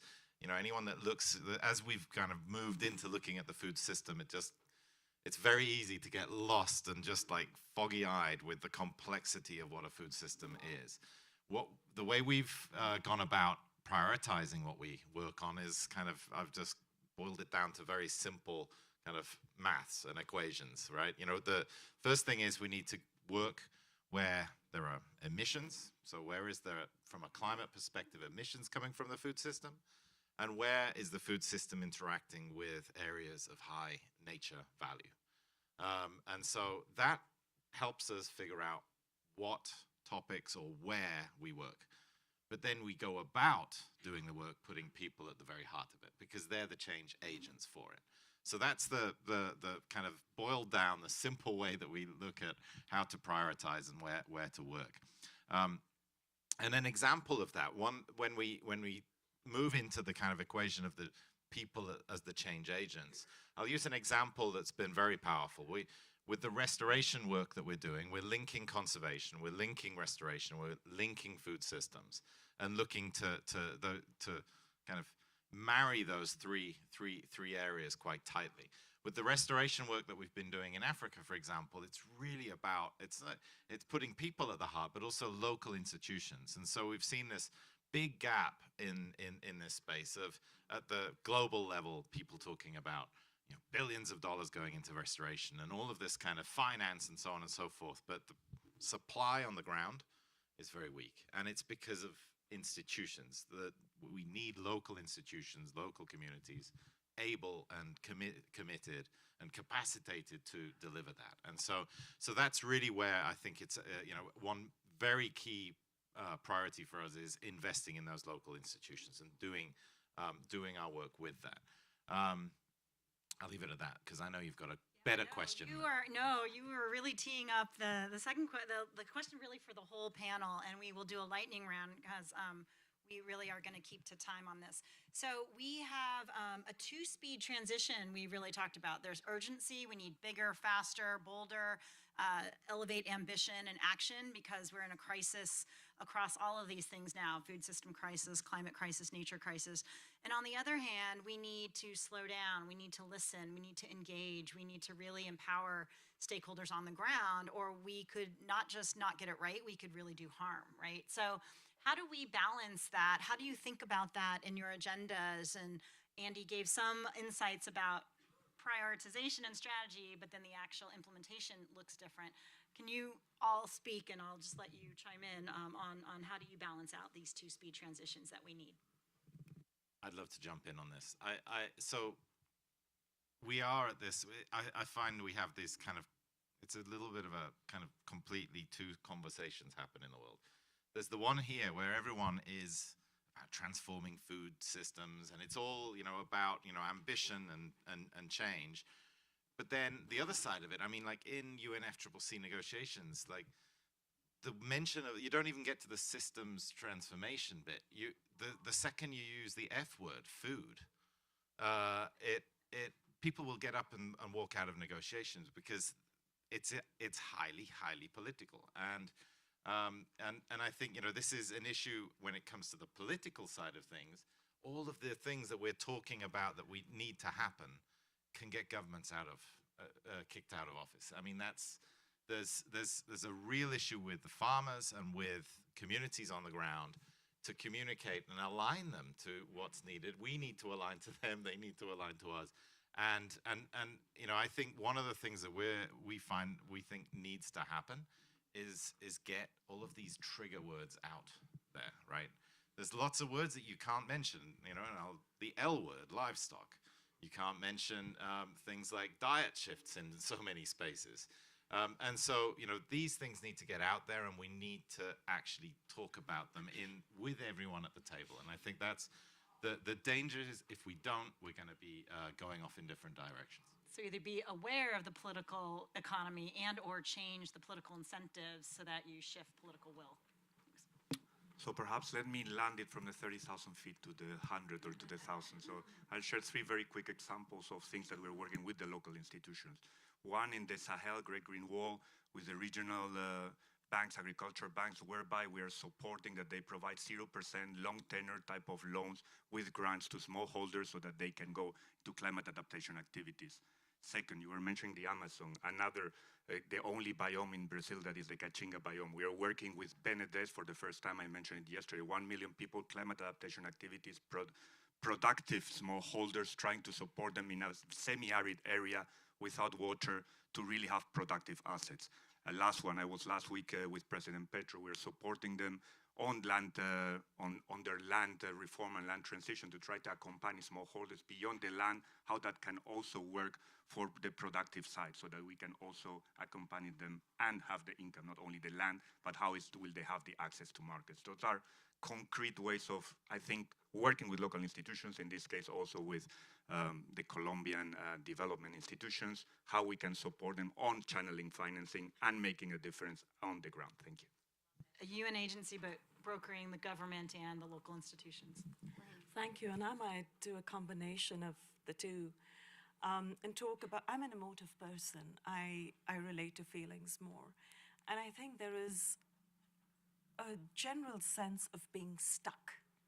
Donors feel money is stuck. Negotiators feel decisions are stuck. Farmers, for whom climate change is a lived reality, feel stuck because of where they are. And part of my reflection now, and it might be naive, I'm sure it is that we're all looking for simplicity in some ways, and we're all getting more and more complicated. And what's adding to that complication is our aversion to risk. It's one thing to be conscious of the harm that we might cause. It's another thing to be afraid to take action. And I think across levels, from local to global, when we start interrogating why we are stuck, it's because we are risk averse. And so my own sense now and my own mission now is to be as risk-taking as I possibly can, encourage that with others, and that happens easier when we are in a collaborative. And also to look at what's the minimum viable that we can agree on, and let's learn by doing rather than waiting for something that looks, feels, smells great. Thanks, Rahini. I am also an emotive person, even though I'm a scientist.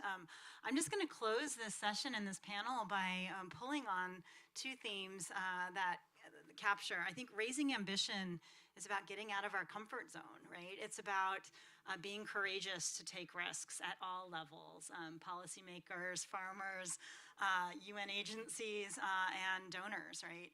To let go of control and to embrace risk and let go. And then I think the other piece I just want to close on, you mentioned simplify the complexity. We know how hard and how much systems change, the challenges are. And I'm going to quote a sculptor has a beautiful quote about this, saying that simplicity is complexity resolved. Brancusi, if anyone knows the beautiful sculptures of birds, but they're really just beautiful copper objects. And so I think that's what we need to see. All of the big noisy picture, but then just go and let go and do the pieces that we need to do together. So thank you so much. Can we give a big round of applause for our three speakers? Thank you so much. Thank you all so much. A big round of applause to Melissa as well for having such a great panel. I personally love the point about being a little bit more uncomfortable. I think we can all be a little bit more uncomfortable and come up with those solutions that are so needed. So during this next part of the program, we're going to focus on the road to COP28 and beyond, looking at how we can pave the way for greater government leadership. It is my true honor to welcome to the stage Christopher Hamill, the head of Adaptation, Recovery, and Humanitarian Response for COP28. So please give him a warm welcome.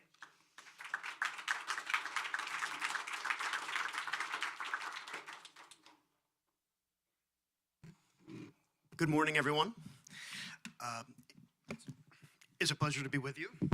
Let me start just by sending the regards from Her Excellency Mariam Harry, our Minister for Climate Change and Environment, the COP28 Food Systems Lead, who has been pulled into some of the proceedings happening very close by in the UN complex. And I will do my best to quickly walk you through the journey we've been on the last year with this community. And to speak, I think it's a wonderful segue to really come right after the conversation we just heard for three reasons. First of all, in a former life, I was part of these joint missions going to the Northeast with IFAD and Embrapa, working with the local communities to talk about designing community-based initiatives. So it really resonates with me. Number two, the spirit with which Rahini discussed the challenges of trying to bring communities together to be able to do something that needs to be done, but that's difficult, and that requiring trust, and also maybe a fair amount of heartbreak, or at least some concern along the way, some roller coasters. I've definitely been experiencing that this year.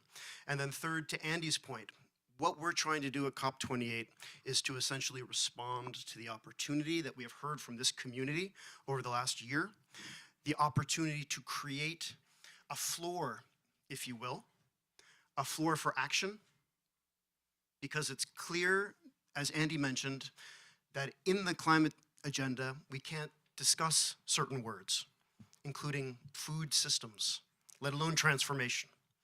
We'd like one of our contributions to be able to have that conversation and to be able to set that agenda and to be able to then move the entire community forward. That's our aim. So what I'd like to do briefly is just walk you through where we are and what we're hoping to land going into COP28. And I know I have just a few minutes. I'll try to be brief. Her Excellency Mariam Harry launched this blueprint in July at the UN Food Systems Stocktake +2 moment.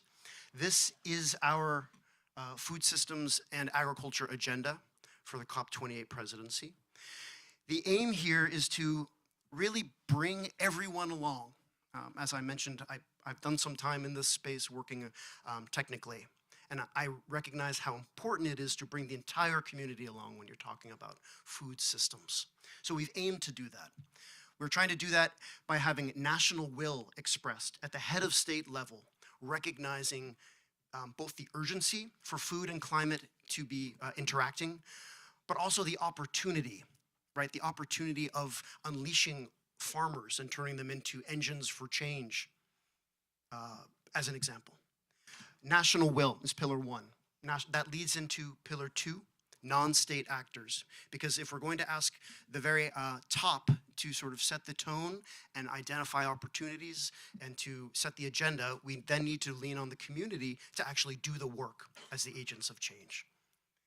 With these two pillars, we're trying to then create a foundational layer that supports them. One, we recognize being the power of innovation.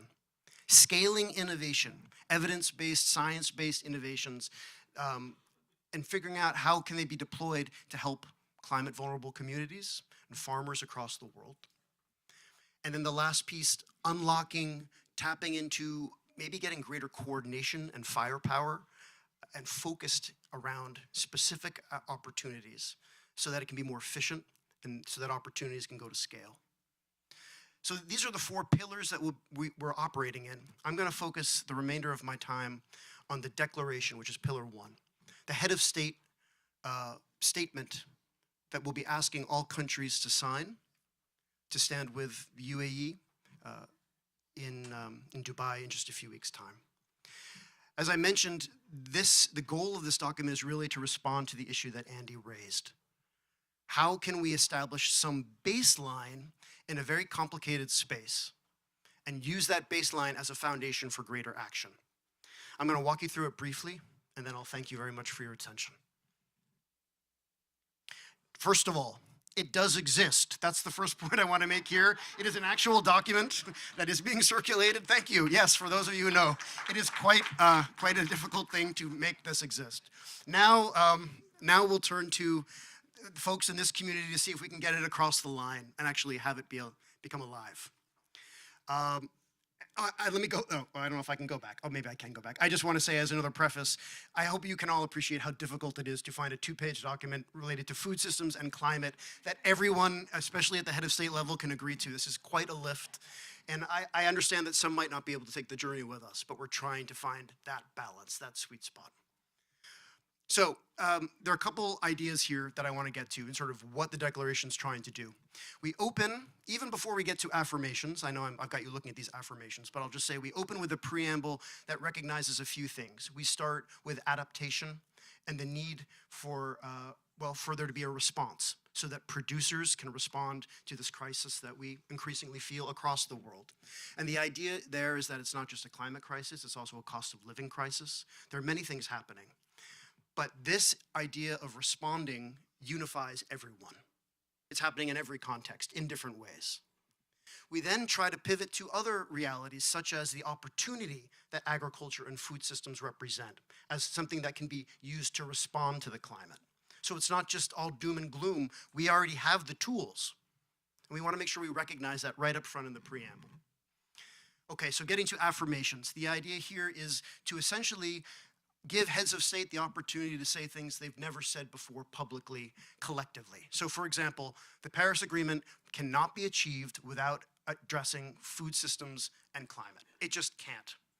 And everyone here technically will agree to this and will know this, but to get heads of state to say this is quite another matter.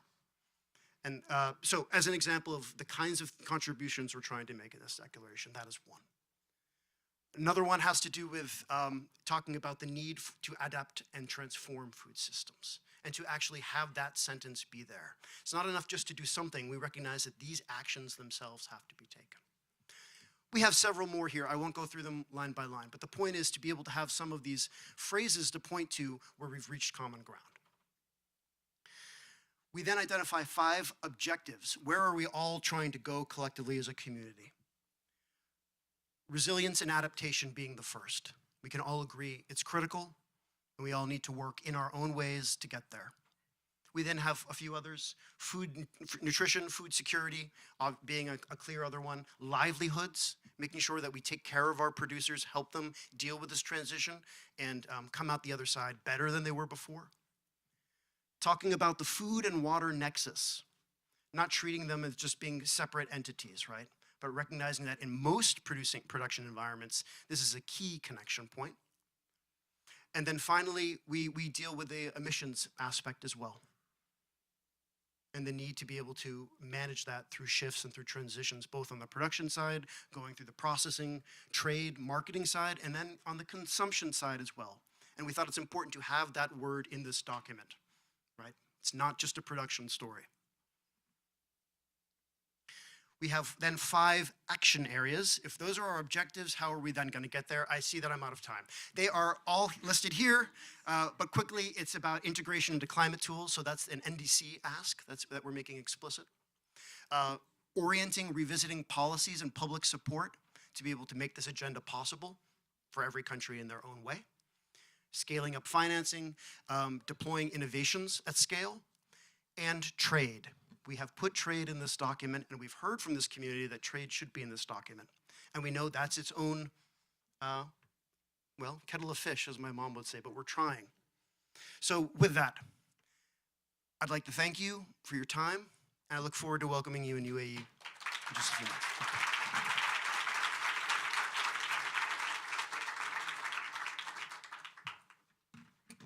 much taller than me. What an honor to have Christopher here. Let's give him another warm round of applause, please.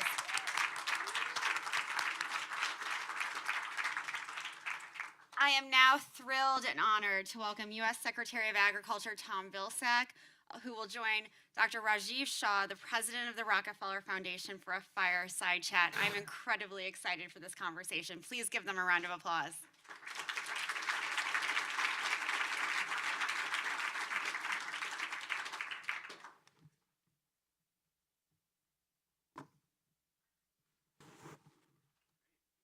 How is everyone?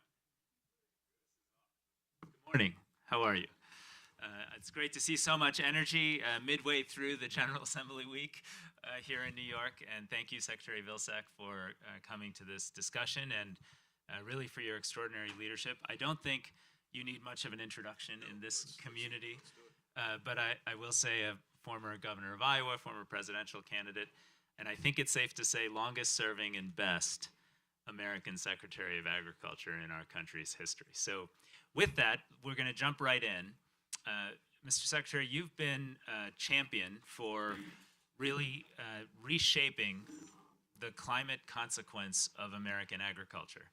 And the Inflation Reduction Act had, depending on how you measure, at least $20 billion for that measure. Many have, around the world, are looking to the different components of how the IRA is being implemented to both set the scientific standards for sustainable agriculture and the measurement of sustainability going forward, and for creating the sort of market tools and market structures that can help economies shift to a much more climate-smart agriculture.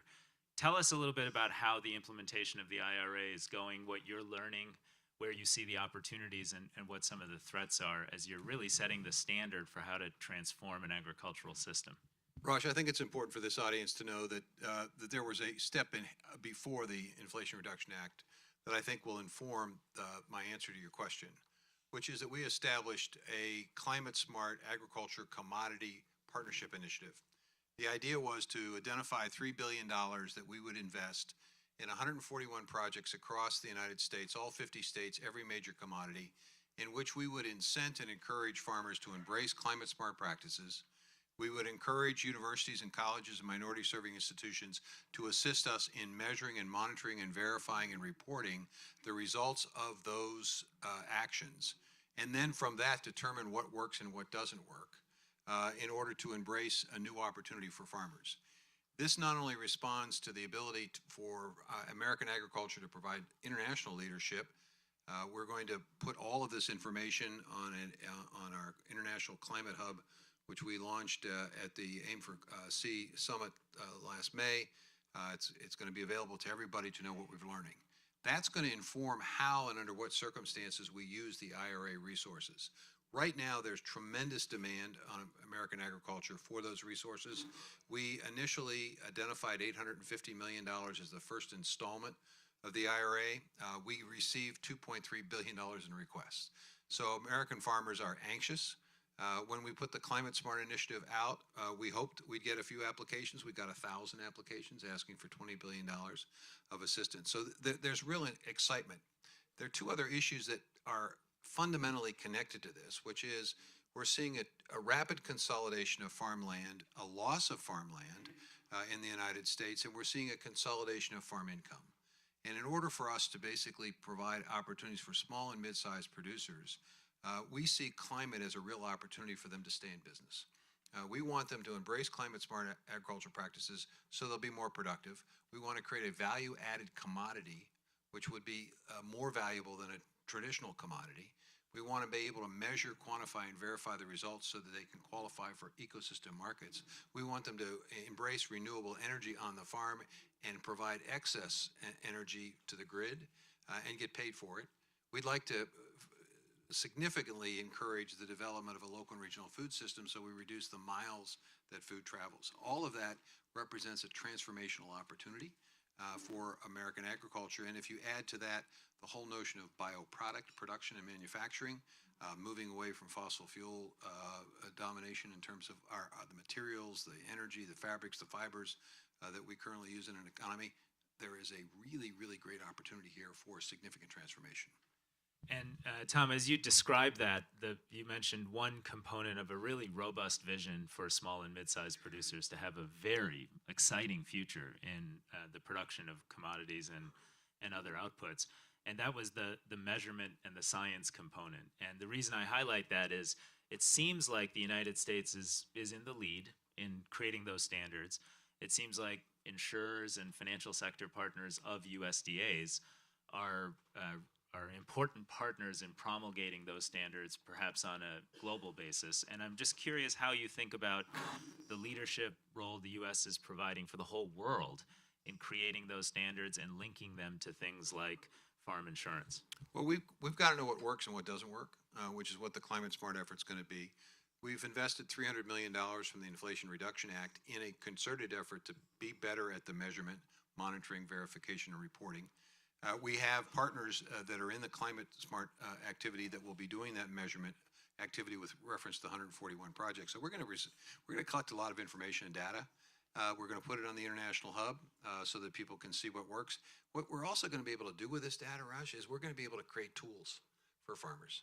And farmers not just in the United States, farmers everywhere, to be able to know exactly if they do a certain practice, what the result will be on their farm. And frankly, I think we have a responsibility not just to provide that to the world, but also to listen. There are practices outside of the United States, indigenous knowledge and fundamental agriculture that's taking place in other parts of the world that might inform how we ought to be doing this. And we need to be open to a two-way conversation here. And I think that's one of the things that we're trying to do with AIM for Climate is to encourage innovation, but also learn from what's going on around the world.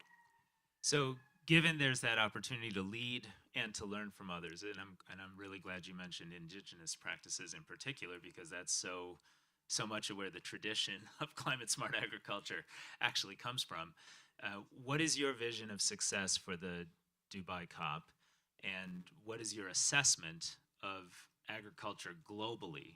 Is it transforming fast enough, given that it's the second largest cause of emissions and probably the single largest potential sink of carbon on a global basis? What's the global assessment? Well, I would say that it's never fast enough, given the nature of the challenge that we face with reference to climate. But I think there is a growing recognition on the part of agriculture and farmers globally that they need to be seizing the opportunity here. I know in the livestock area, we are beginning to see, I think, a concerted effort to understand methane is a problem, a serious problem, and livestock is obviously a generator of that, and we're seeing innovation with feed additives. We're seeing innovation in terms of capturing and conversion of methane. I think there's an extraordinary opportunity. I learned not too long ago that methane could potentially replace water in the development of concrete. I mean, there are just an unlimited amount of opportunities here. The key here, I think, is to make it easy for people to understand, is to make it easy for farmers to know exactly what they need to do, and then to provide them some incentives and market incentives, not just government incentives, but market incentives for doing the right thing. And I think if farmers see the economic opportunity, I think if they feel that they are being asked to be a partner as opposed to being forced to do something, we'll see greater adoption and an acceleration of adoption. And I think that's what we're trying to do with the Climate Smart effort in the U.S. is to say, look, you guys have got to get with the program here. We want to accelerate significantly your activity. And I think it's also the aim of AIM for Climate, an effort to say, look, we need innovation, and we need to get that innovation in the marketplace as quickly as we possibly can. Well, and some of those market incentives really do require regulatory changes in the governance, both of agriculture and, importantly, you mentioned energy, the energy sector. We're partnering with the Indian government to try to put solar rooftop on 320 million homes and give Indian farmers a chance to sell power into a grid, but it's their own regulatory infrastructure that stands in the way. Do you see those types of opportunities between ag and energy kind of working in the future to help create a better future for both producers and for clean energy? I absolutely do, and the IRA is a vehicle. We're actually encouraging rural cooperatives to look at ways in which they can transition to a renewable future. $9.7 billion available, or actually $10.7 billion available that will leverage probably another $10 billion of investment. Here's the problem, though. The challenge is to make sure that people understand that we're not going to cover productive agricultural land with solar farms. Okay, there's a concern out there in the countryside that somehow, some way, we're going to eliminate productive acres. And frankly, it's a reasonable concern. Why? Because since I left the job of secretary, came back, first guy ever to do that, and there's probably a reason for that. Thanks for doing that, by the way. We've lost 6.9 million acres of productive farmland through development. Okay, so they're concerned about that. So I think we have to allay the concerns that this is about unproductive land. This is about figuring out creative ways to produce that renewable energy and also create a new income source for that small and mid-sized producer in order for it to work. But clearly, we want the co-ops to see that it's in their long-term best interest to make that transition. It's going to be less expensive energy for their customers, which obviously should be pretty popular.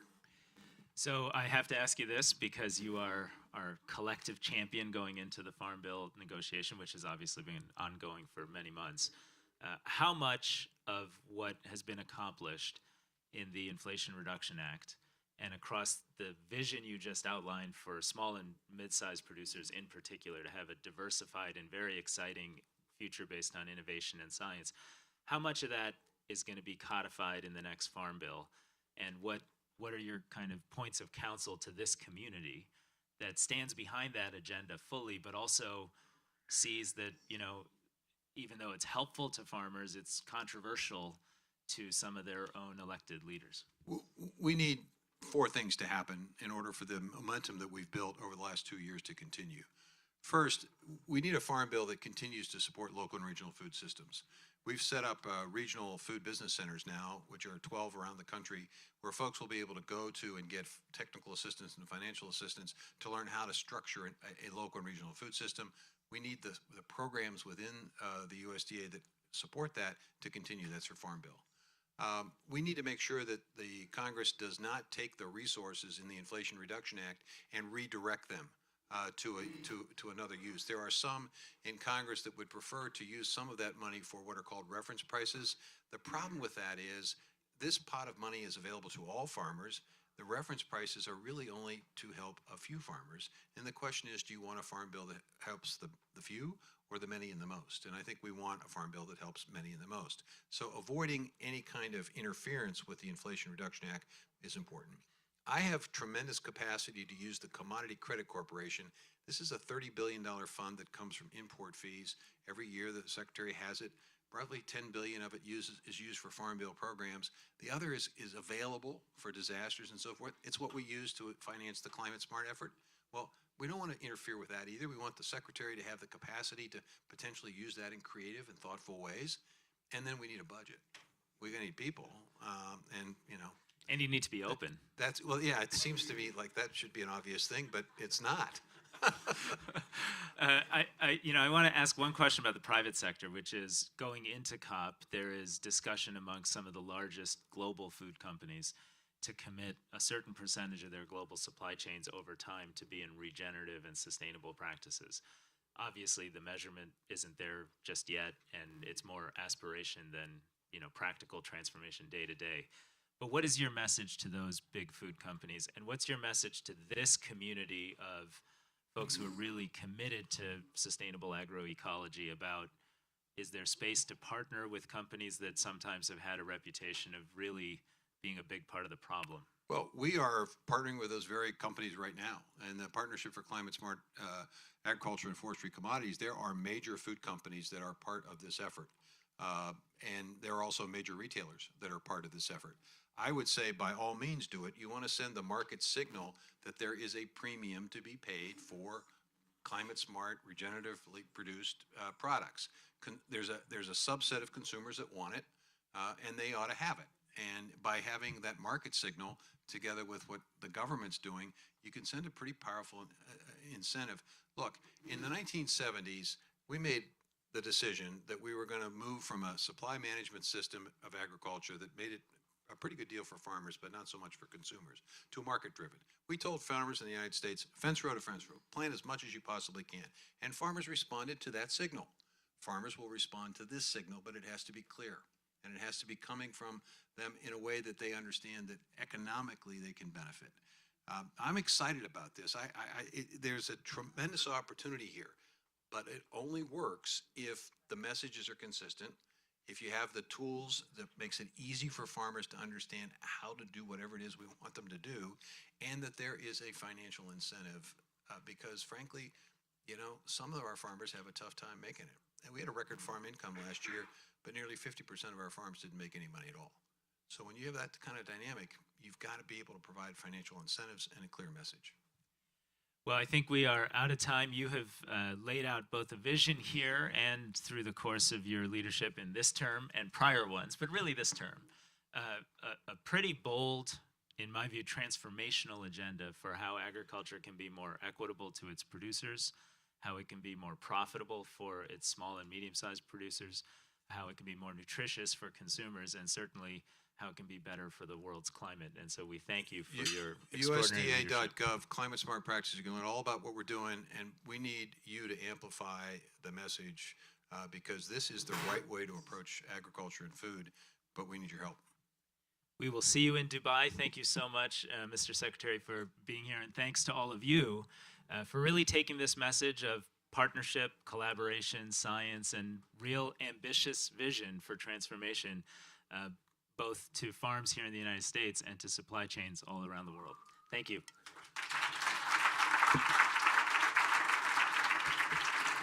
Thank you so much, Secretary Vilsack and Dr. Shaw. What a fantastic conversation. We really appreciate your time. Thank you.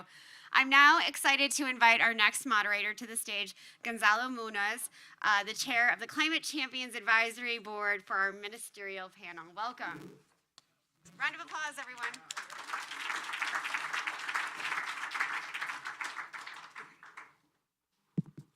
Can you hear me? Yes, perfect. Thanks so much. I know that we're with the very strict timing here, so I'm going to be quite quick. First, on thanking the opportunity and just to share that I'm really excited about being here. Thanks to the Rockefeller, WWF, and the Global Alliance. I'm Gonzalo Munoz, high-level champion for COP25 from Chile, and now chairing the non-state actor pillar of the COP28 presidency, strategy on food systems and agriculture transformation. But I'm here mostly as a farmer. So I'm really pleased to be moderating this as, now a session, representing also the voice of the farmers from the South America, at least. I wasn't going to say global South, but I'm now stopping to use that term. I think it's the wrong one. I am your moderator, the moderator today of the very exciting session about a national commitment to raise ambition on food systems and the role of non-state actors. This will be a ministerial panel with two ministers and my dear friend Agnes Kalibata. So I would like first to introduce each of them. Minister Mavis Hawa Kumsun from Ghana. Please join me on stage.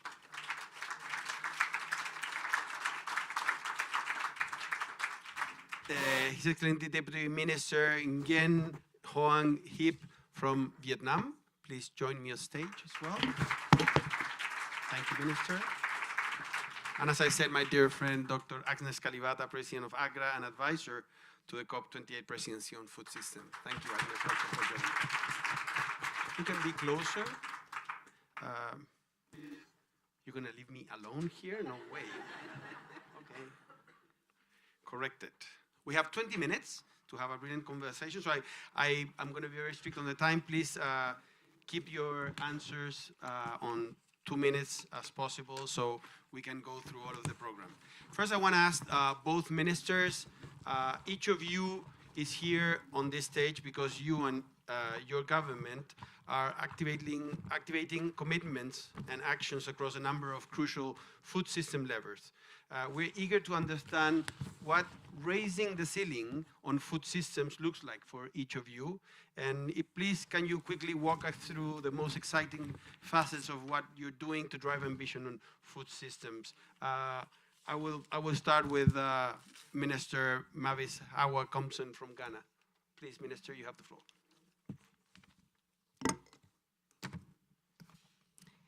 Thank you. First of all, I say good morning to my esteemed colleague and fellow distinguished panelists here. We also bring you warm greetings from Ghana and His Excellency the President, Nana Addo Dankwa Akufo-Addo. As the Minister of Fisheries and Aquaculture Development in Ghana, I have recognized fisheries are a vital component of the global food system. Fish serves as a dietary cornerstone, playing a fundamental role in the nutrition and also health and well-being of over 30 million Ghanaians who rely on it as a primary source of protein and essential nutrients. Moreover, fish is an affordable and readily accessible food source and represents approximately 60% of the animal protein consumed in the country. This makes fish particularly indispensable for the impoverished and vulnerable segments of our population who have limited disposable income. Yet, our fish catches have been decreasing over the past years, thereby disrupting Ghana's food system dynamics, resulting in a situation where scarce foreign exchange is used to import fish to supplement domestic production. This has resulted in rise of fish prices in our country. And so to drive ambition on this important segment of Ghana's food system, I have taken bold and decisive actions to set our fisheries on a path towards recovery and rebuilding of the stocks, thereby securing this vital food source for our nation.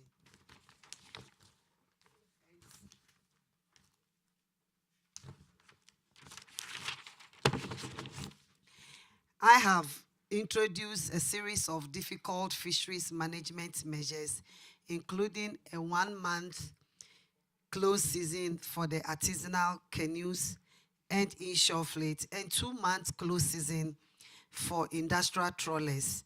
And this is a stock recovery and rebuilding strategy. Just last year, I issued new directive on GA use by industrial trawlers to reduce catch of juvenile and small pelagic species by the industrial trawlers. The directive is a condition for renewal of fishing licenses in Ghana for the industrial trawlers. And I withheld their licenses until compliance was met. As of today, many of the fleet have their licenses not received for fishing. Furthermore, I recently started a piloting of an electronic monitoring system on the industrial trawlers involving the installation of cameras and videos, video recorders and GPS linked to the satellites on these vessels for continuous monitoring and enforcement of their fishing activities. Following a successful pilot program this year, we intend to scale up this initiative to comprise all industrial trawlers and tuna fleets starting early next year. Most recently, just last week, I announced a moratorium on a new entry of artisanal canoes entering the fishery sector, a crucial step towards capping fishing efforts and allowing fish stocks to rebuild. Thank you. Thanks so much, Minister. I would like to ask the same question now to Deputy Minister Huang Yep. So what are those facets that you're doing to drive ambition on food systems, please?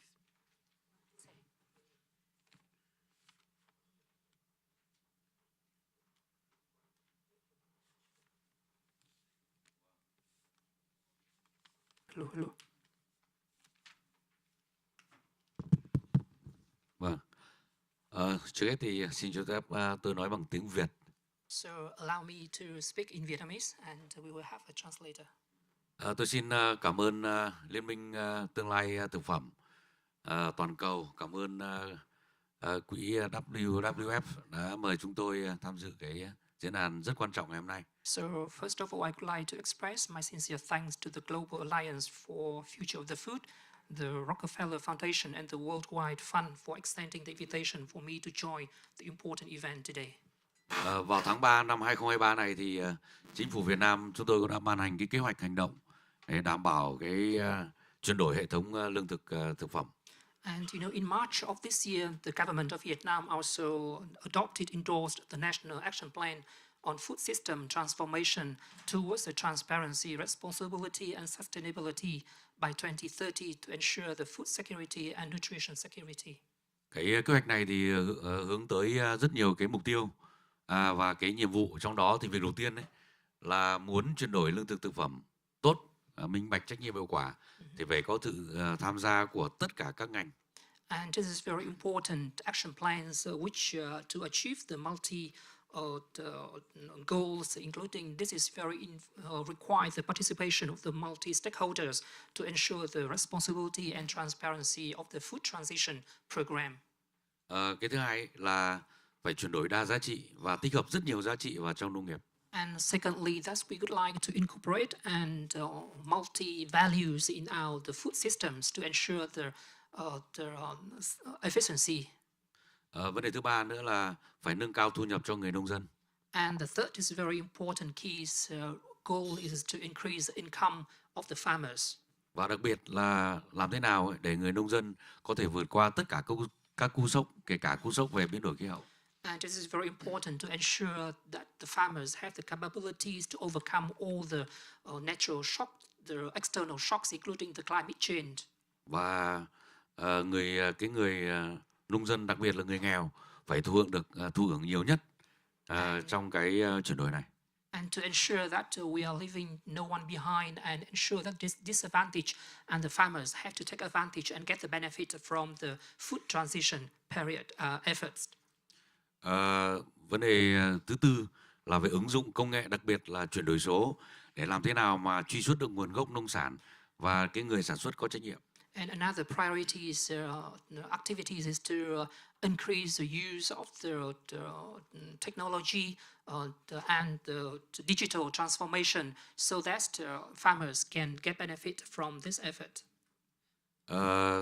Để làm được việc đó thì chính phủ cũng đã đầu tư rất là nhiều cho nông nghiệp. And in this regard, the government of Vietnam also to make a significant investment in agriculture for agriculture to achieve those objectives. Chúng tôi cũng đã chuyển từ sản xuất số lượng sang nâng cao cái giá trị. With the shifting from the production focusing on quantity, moving to the quality and increasing the quality of the products. Tất cả các ngành sản xuất, đặc biệt là sản xuất lúa, phải gắn với lại giảm cái khí methane. And in particular with the rice production, this is also attached to the objective of methane emissions reduction. Và đặc biệt là tích hợp các cái giá trị trong sản xuất nông nghiệp nên người nông dân hiện nay của chúng tôi đã thu nhập cao hơn trước rất là nhiều. And as a result of the incorporation and consolidating of the multi-values, so the farmers of Vietnam can get a higher benefit from rice production. Năm 2022 thì chúng tôi đã xuất khẩu khoảng 55 tỷ đô la về lương thực thực phẩm. Last year, Vietnam, the values of our export of agriculture of Vietnam is achieved about 55 billion US dollars. Chính vì thế nên là chúng tôi cho rằng là trong sản xuất Việt Nam cũng như là người sản xuất trực tiếp càng phải có cái trách nhiệm hơn trong cái đóng góp vào cái hệ thống lương thực thực phẩm toàn cầu. So therefore we also attach the great importance and responsibilities of the agriculture sector in the global food transition efforts. Còn rất nhiều cái điều muốn chia sẻ, nhưng mà ban tổ chức đã dơ cái biển là còn có mấy giây thôi. Tôi xin phép dừng ở đây. So due to time limitation, I just have some thinking and sharing with you. But if you have any others, we can have more discussion at the sideline of the event. We welcome to have any questions and inputs from you. Thank you. Thanks so much, Deputy Minister, and to the translator. Brilliant. So, Agnes, you hold this unique position as the leader of AGRA, but also as the UN Secretary General Special Envoy for the first ever UN Food System Summit. As you look now to COP28, what actions are you expecting to see taken across the African continent and globally to raise the ambition on food systems? Thank you. I'm on, right? Okay, good. Thank you. So first of all, just to really congratulate us all for being here today. I mean, 4 years, is it 4 years already? 2 years after the Food System Summit. the biggest contribution that we are bringing to COP28 is this level of a mobilized world. We actually do have a mobilized world. Second, we are actually coordinating around this. The number of sectors that are here, besides food, that are here, besides agriculture, we're talking about land, we are talking about fisheries, we are talking about, everybody's here today. So I'm really, really happy to see this. But in terms of what we take to COP28, 2 things globally that we would like to see happen from a global perspective. 1.5 for Africa is a lifeline. We live in a place where drought and floods are becoming the norm. So 1.5 for us is a lifeline. So it's really, really critical that food systems, emissions from food systems are contained, and that's part of what the declaration that UNGA is pushing through is about, ensuring that food systems become part of the negotiation process, much as nobody wants to talk about it, but we need to move them to that side. We need food system to be part of NDCs. So that's number 1. Number 2, on adaptation. For the first time this year, in UN conversations, in conversations you all are having, we are talking about loss of life as part of what is going on in our world that is associated with climate. In big numbers, actually, 35% of that loss is happening on the African continent, a continent that is only contributing 4% to emissions. So for us, adaptation is very critical. Another reason to ensure that we support UAE in its push to ensure that as many countries as possible sign up. And this is what happens when countries sign up. African countries sign to a common position on food systems during the Food Systems Summit. Today, we have 25 African countries working to ensure they have strategies that can actually show what signing up to a common position is like. That's what we are bringing.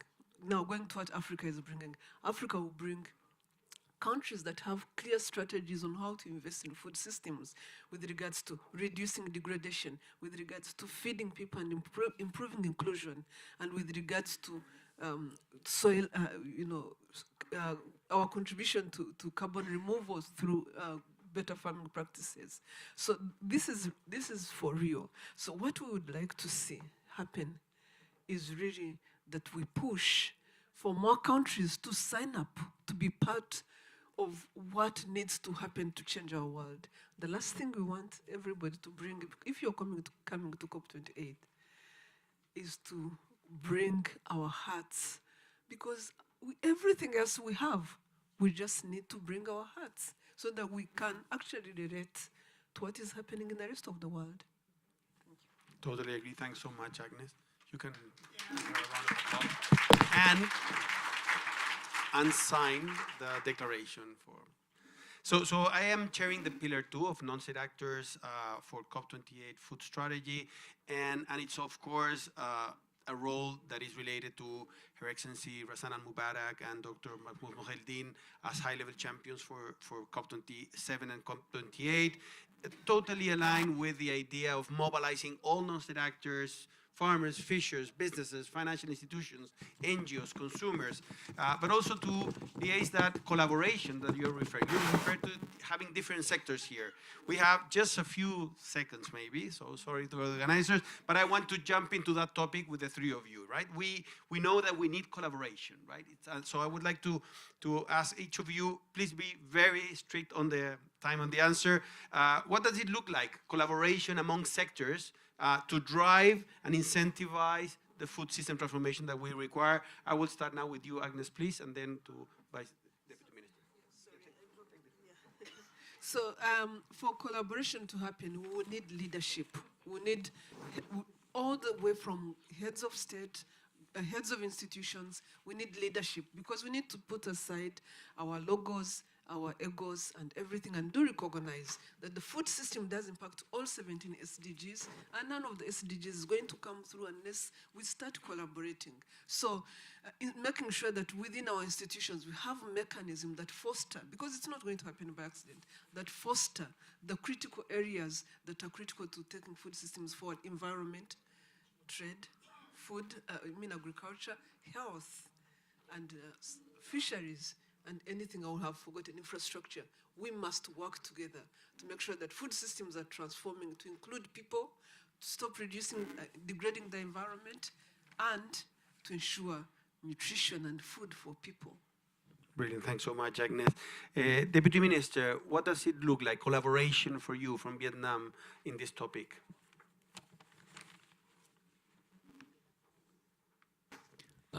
Chúng tôi thì sau khoảng hơn 30 năm chúng tôi chuyển đổi cái sản xuất thì chúng tôi đã đạt được những cái thành quả rất là lớn. So you know that after 30 years of agriculture renovation and transformation, we have achieved a significant success. 30 năm trước đây thì chúng tôi là một nước thiếu ăn và phải đi mua lương thực. You know that 30 years ago, Vietnam is we're facing the shortage of food, and we have to import like a net importer of food. Sau 30 năm thì đến nay chúng tôi là nước xuất khẩu gạo đứng thứ 2 trên thế giới. And we have grown to become now the second largest rice exporters in the world. Có thể nói là để đạt được những chuyện đấy thì chúng tôi cho rằng có rất nhiều yếu tố, trong đó hạ tầng nông nghiệp là đóng vai trò quyết định. So of course we have to involve the engagement of the different sectors, in particular with the infrastructure in agriculture. Muốn sản xuất được nhiều, giá trị cao thì nhà nước phải đầu tư cho hạ tầng nông nghiệp. So we find that the infrastructure for agriculture plays an important role. Các diện tích sản xuất chúng tôi bây giờ độ khoảng 90% là có hệ thống thủy lợi đến tận nơi. You know that with the engagement of the different sectors, so all the rice production areas have been irrigated about the 90% of all rice areas. Vấn đề thứ hai nữa là phải có một cái hệ thống để hướng dẫn và hỗ trợ người nông dân trực tiếp.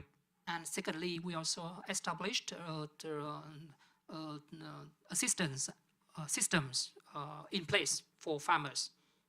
Chúng tôi có một cái hệ thống gọi là hệ thống khuyến nông nằm đến tận các cái thôn bản. And in particular with the extension agriculture extension system. Hệ thống này là hướng dẫn người nông dân sản xuất an toàn và provide giá trị tốt. information and technical assistance for farmers to do farming. Thứ ba nữa là phải phối hợp với các nhà doanh nghiệp. And very important with the engagement of the enterprise and companies. Chúng tôi có 10 triệu hộ nông dân. We have about the total of 10 million farm households. Nếu một hộ nông dân sản xuất nhỏ thì cũng chỉ cho họ đủ ăn thôi. So all the self-sufficiency and with a small scale. Để sản xuất lớn và xuất khẩu được như bây giờ thì chúng tôi có các doanh nghiệp đứng sau họ. And in order to become the exporters, we have to work closely with the exporters. Và các cái doanh nghiệp này sẽ hỗ trợ họ để sản xuất theo cùng một chuỗi. And this is a market-oriented. Tôi có thể chia sẻ thêm về cái thành công của Việt Nam là như vậy. Thank you so much, Deputy Minister. Minister Howard Kumson, if you can just be very precise on letting us know what collaboration means for you, and then we'll close the panel. Thank you so much. Thank you so much. As I earlier on alluded to that, fish is a critical component in our meal, and we know the nutrients and the vitamins. It's vitamin B12, omega-3, and other vitamins that we get from fish. And so there's no way we can do without fish on our meal. And it is the major source of protein. And for that matter, I think our leaders should have the strong conviction of making sure that we have the fisheries resource available in the system so we can provide to our people. Not only in the ocean, but I will also advocate for aquaculture and to bridge the gap, since fish is the most important protein that everyone is now running after. So when we add the aquaculture to the system, it will also strengthen the system. Thank you so much. Well, thanks so much to the three of you, and thanks so much again to the organizers. Sorry for having taken a little bit more time. Great panel. I want to remind our next panel and all of the panelists that our timekeeper, Kat, give her a round of applause, is at the back of the room. Look, she's doing a great job, everyone. We are now going to have a discussion about the importance of equity and inclusion, which are central to food systems transformation. Moderating this session is Julia Moskin, my favorite reporter from the New York Times. Please give her a round of applause.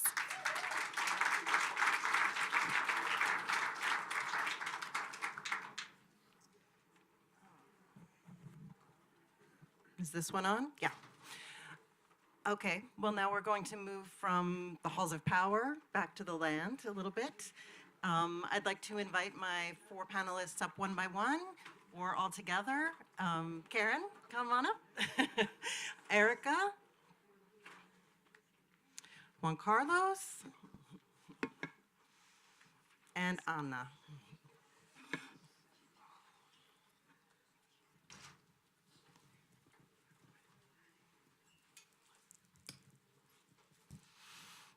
Thank you all so much for coming. Before we get to the specific questions, I think it would be great if you could just tell us about your organization, but also who you feel you're representing, and just quickly what you think their priorities are.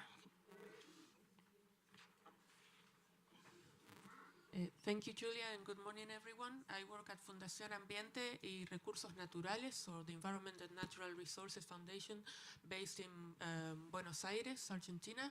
We specialize in environmental law and policy. We were founded in 1985, shortly after democracy was back in Argentina, and we promote environmental rights. That includes also going to court. We do strategic litigation, and we do research, but also field work, specific projects, and we work very closely with grassroots groups of informal organizations and communities, both in urban, peri-urban, and urban and rural areas that are facing a diversity of socio-environmental issues, and we help them with a lot of strategies, from administrative or policy work, or even going to court if necessary. So it's an integral work with a very interdisciplinary approach. Thank and you. biocultural approach as well. Thank you. Erica? Yeah, my name is Shananin, and I am from Puebla, Mexico. I'm a climate activist and a community organizer. What I do is that we have founded several youth collectives in Mexico, in Puebla and Mexico City. And what we do is that we advocate for climate justice and that to be integrated within food systems. We have also been part of campaigns with NGOs, so that is why we are in here as a delegation of Fridays for Future Latin America. And what we do is mostly we advocate for what in our communities has happened, and I hope to dive more into that in a moment in the panel. Juan Carlos? Very good morning. My name is Juan Carlos Hintiach.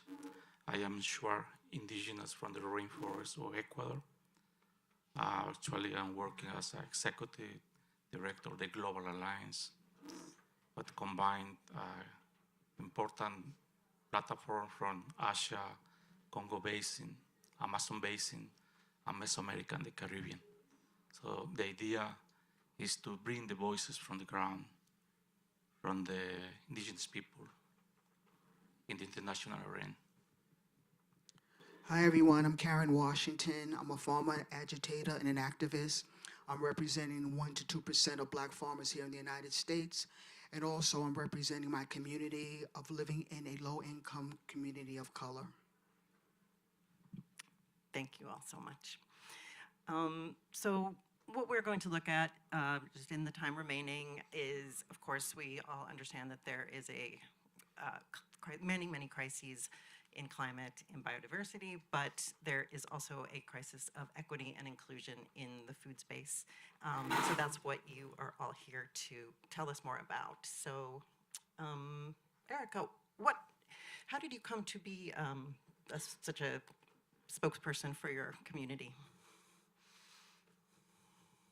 Yeah, my activism actually started like long before I was able to like come to these spaces, because like social justice in my community and where I grew up was like an issue that we were not like really aware that we were fighting for, so we wouldn't name like ourselves activists, but we were actually like seeing the problems in my community. Like in my community in Tehuacan, it is one of the places where poultry farms have already contaminated the land, the air, and it is something that I have then, when organizing and connecting with other organizations, learned that is a problem globally, that factory farming and livestock account for 16% of global emissions. And as we also have seen in my community and in my ancestrality, that land rights have been also an issue. I have understand that livestock also takes from us like more than 3/4 of land, and that is land that initially was used and was preserved by indigenous peoples, and also the biodiversity in that land. And that is why I also, what I do is like advocate to like stop financing factory farming, because it is something that could be used, all that money, to the solutions that are already being led by youth, by indigenous communities, and it's something that I believe we have to advocate more for and bring to these spaces. And do you think that the most useful assistance that your community can receive is on the global or national or local level? What are you seeing? I believe that what we need is a multi-stakeholder and multi-level approach, because although it's important that in these spaces we raise the ambition globally, it is something that it does not stop in paper. We have to take it to the ground, we have to implement it, and I see that is something that we have to raise more ambition for at COP, because it does not only matter if Mexico signs something in the agreement, it is something that we have to follow on the ground to see if something has changed, like in my community and in Mexico on the ground, that we have an equitable phase out of factory farming. Juan Carlos, perhaps you could continue from that and tell us about how you think that the traditional cosmovisions and agricultural practice for your community fit into modern agriculture.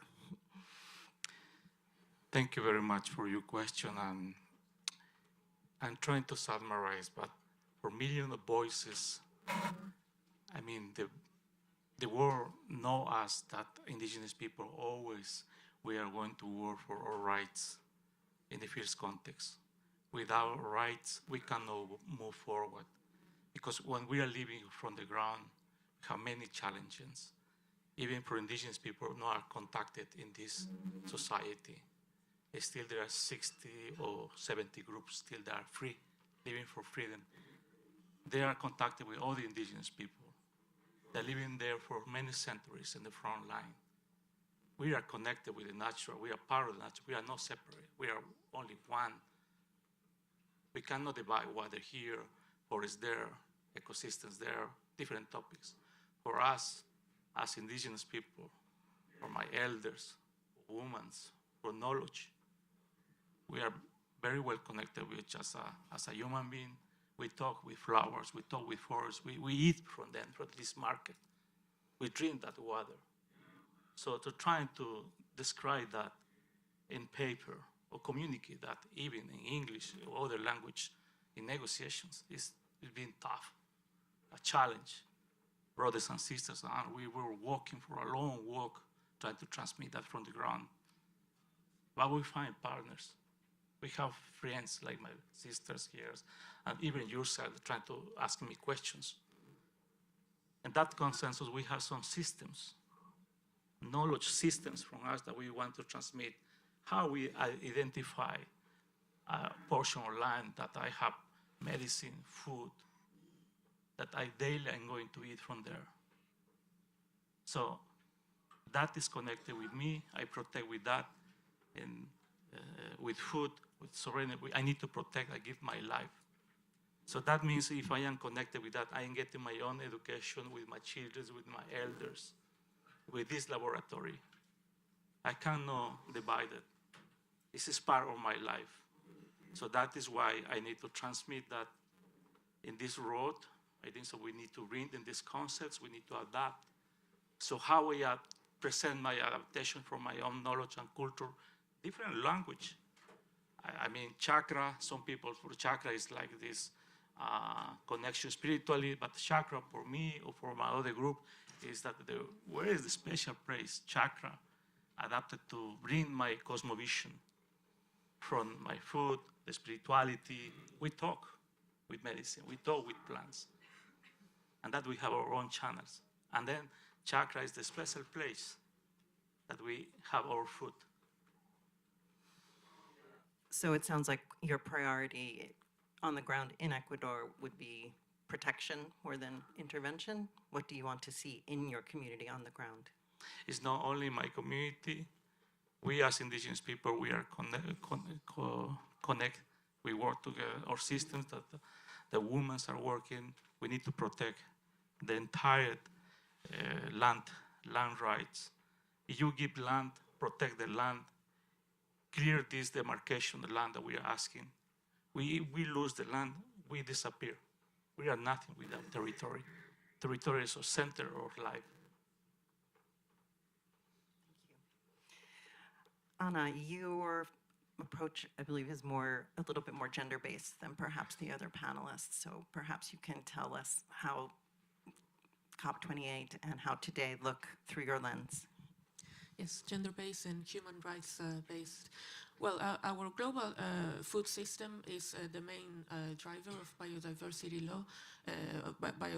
laws. I specialize in biodiversity. If we don't change the way we produce and consume food, the destruction of natural habitats will threaten our ability to sustain human populations.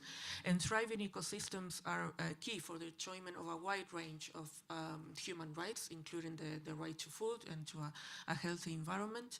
A human rights-based approach, to put it simply, means that biodiversity policies, governance, management do not violate human rights. If we prioritize human rights and environmental protection, we can achieve better conservation outcomes, but also a just world that guarantees access to adequate food to present and future generations. I will refer to two matters of importance when it comes to biodiversity in relation to food system, that is protecting land for nature and farming in a biodiversity supporting way.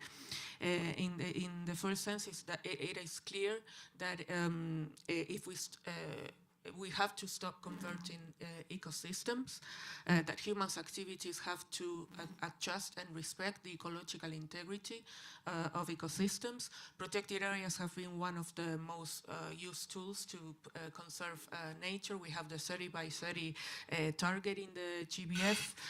There are also targets on spatial planning and restoration that are closely linked to target 3, but achieving these area-based targets cannot violate human rights. And of course, women's rights are human rights. Unfortunately, the GBF has very clear provisions and strong provisions in that respect, thanks to the hard work of civil society, including IPLC's groups, women's groups, and youth.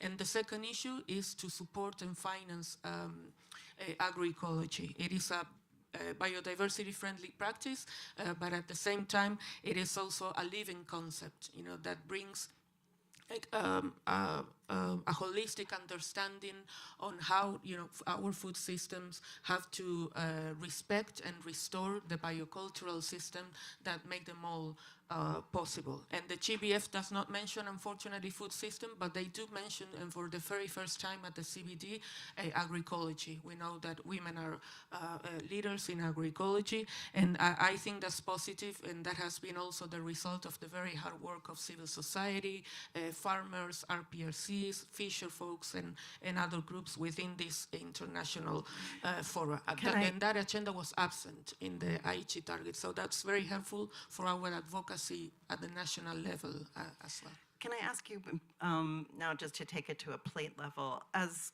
consumers, obviously beef has been central to the, if not the traditional diet, the modern diet in Argentina. How does beef production in particular, how do you see that through your lens of gender and human rights protections? And in terms of how consumers can reduce that consumption? And what is the government in Argentina trying to do, if anything, to make that change? Well, for us, these international forums are very important, and what they bring, there is a specific standalone target on gender.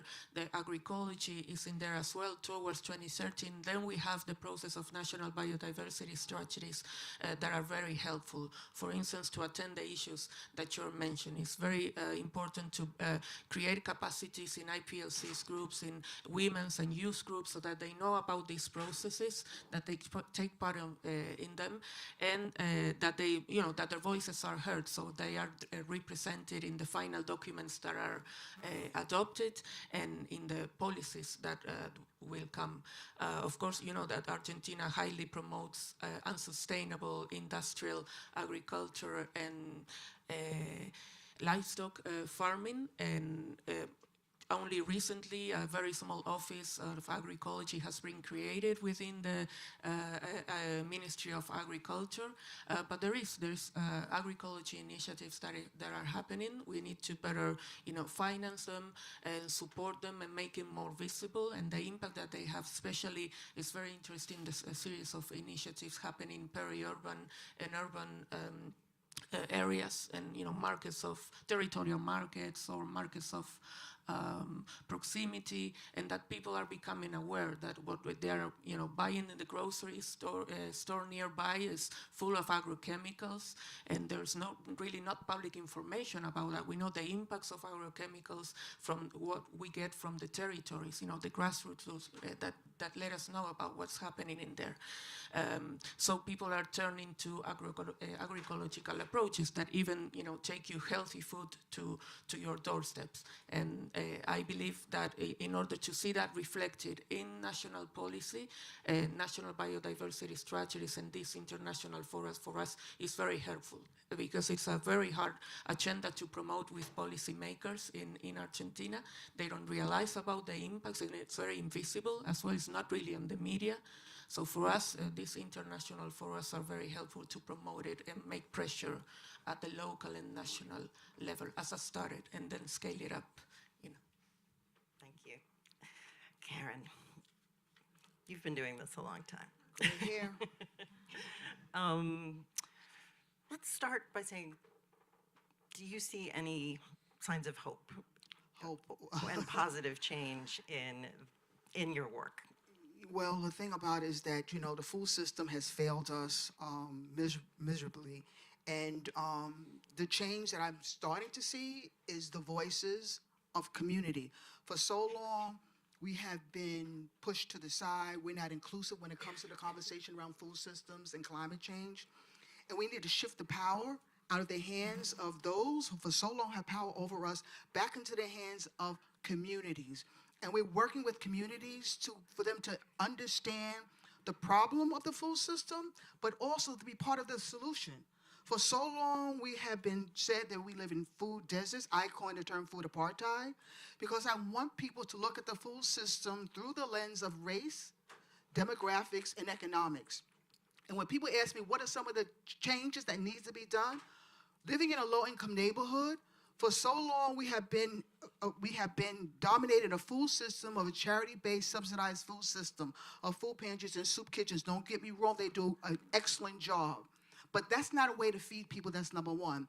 Number two, you're asking people in low-income neighborhoods with diet-related diseases to eat fresh vegetables, yet those fresh vegetables are high.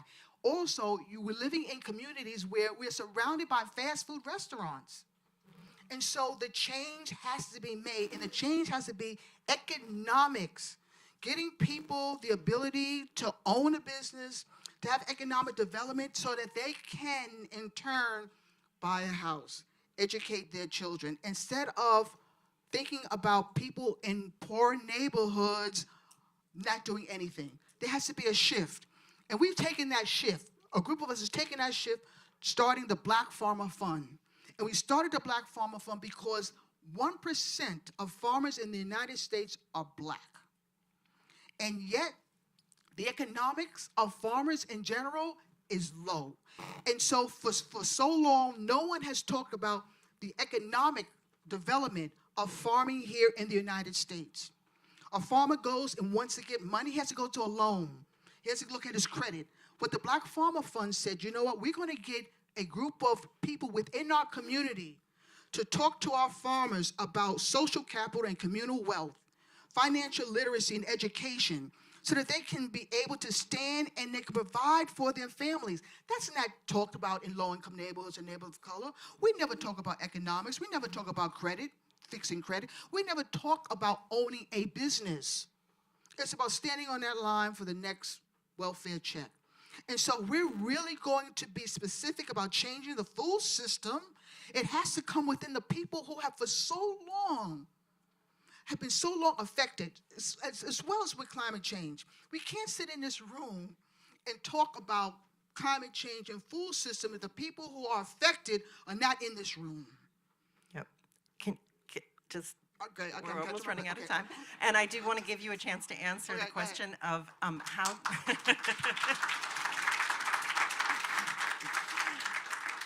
Obviously, land wealth and the lack of generational wealth is a huge issue.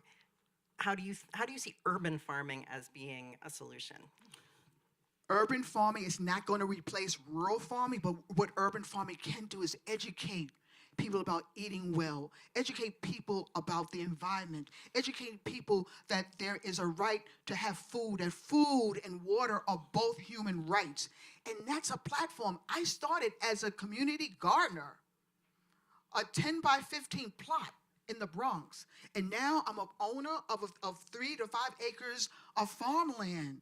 And so, urban ag is a resource to educate, especially communities of color, about the importance of food system and also understand their agency and power to change and to shift it.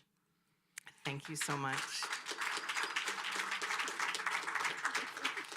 Thanks to all of you. I'm afraid that's all the time we have. I'm going to invite the chef for today's lunch up. I'm not sure where he is. Hello, please come up and tell us about today's menu. Thank you. Hello, everyone. Foster Kanarihogan Amachiapi, Sichanga Lakota Hamacha, Unjinshinka Wakapala Elwati. I introduced myself in Lakota language. In short, I'm Sichanga Lakota and I come from the Rosebud Reservation in South Dakota. And for today's lunch, a little brief about me. I was the chef at Lakota Immersion School that is on our reservation, but now I'm in operations, so kind of overseeing the food systems that we're trying to create. And in that, I was invited to curate the lunch recipe for today. A little twist on what we did serve at our school, so it is a little like a school lunch. But it is not your standard school lunch that you would see in the public system, right? What we're really striving for is similar to the discussions that we're having today, and I'm really glad to hear all this, but we're really emphasizing the power and resilience in Indigenous food sovereignty, highlighting the spirituality and cultural components of the foods. And in that, I would just like to express gratitude to World Wildlife, Rockefeller, and the Global Alliance for allowing adaptation to the plant-forward lunch. You will see a side option of tatanka or bison meat. You don't have to partake, but it's just there to indicate like bison is a recoverating population. Fortunately, as much as I'd love to eat it all the time, we're just not there yet. But I would like to also acknowledge World Wildlife for helping my tribe bring bison back to our reservation to have the world's largest owned and managed bison herd by Native Americans.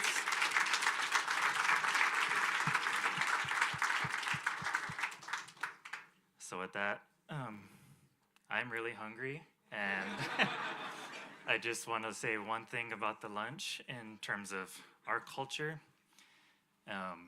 We have this saying, it's le woyute ki pejute washte hecha. In rough translation, that means food is good medicine. You can't separate food from medicine because it's all together. And I follow that philosophy very well. So in that, I hope you all enjoy the lunch. Know that there is medicine in the lunch itself. A lot of the ingredients are sourced from tribal nation enterprises, so highlighting our low-income tribal nation businesses.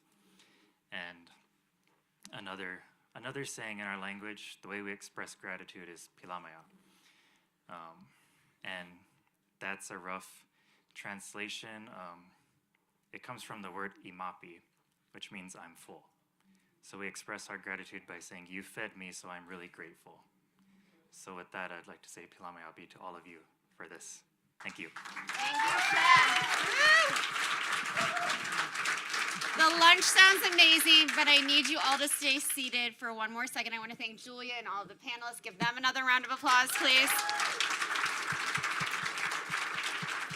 Post-lunch at 1 p.m., do not leave these doors yet. I have important information for you. You're going to be participating in the action labs.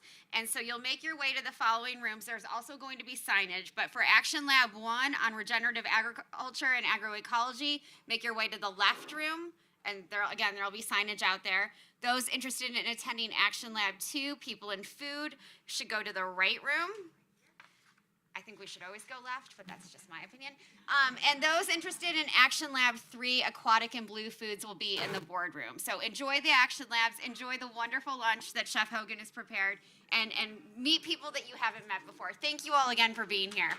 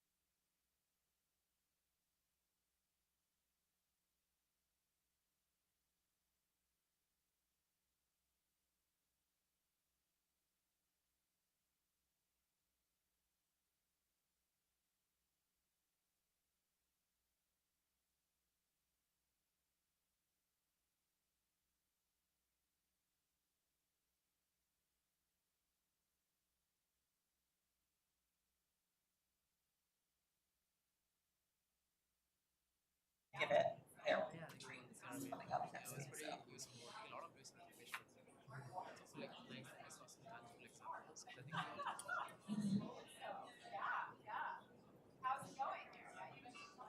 Mm.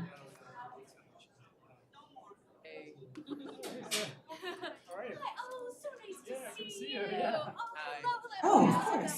Oh, so Jamie. Oh my gosh. Okay, yes, I have in the flesh. Last time we were in the flesh was Bellagio.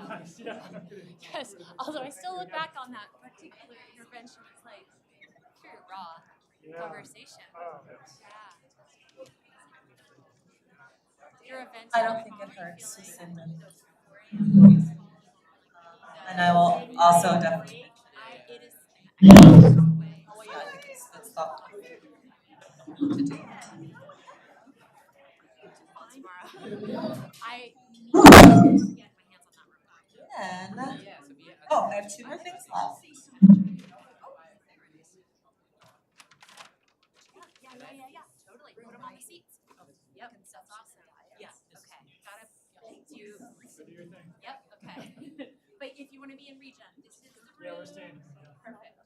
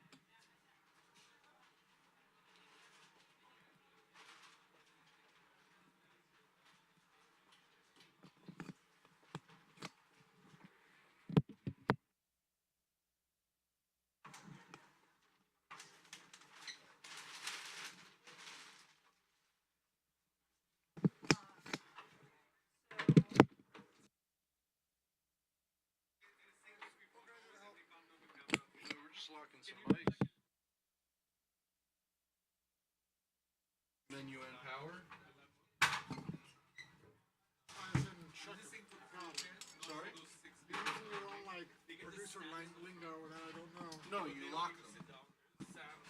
So you go enter, utility, lock, and then you go down, down, menu and power lock.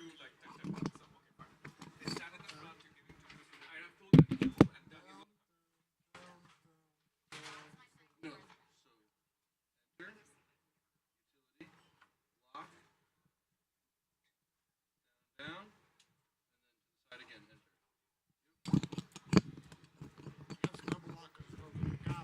Yep. Which one did you do? This one?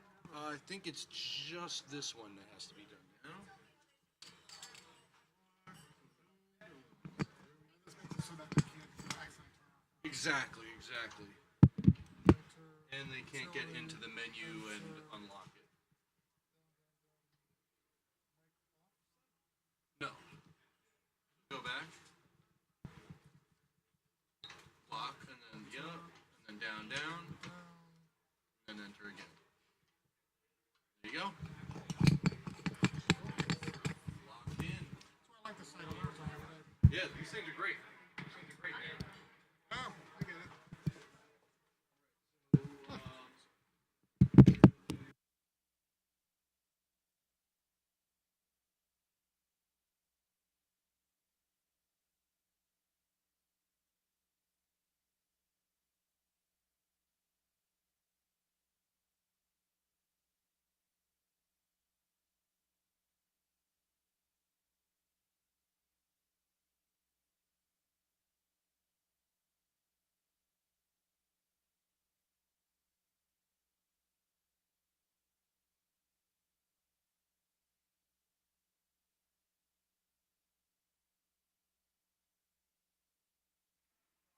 One A at the podium.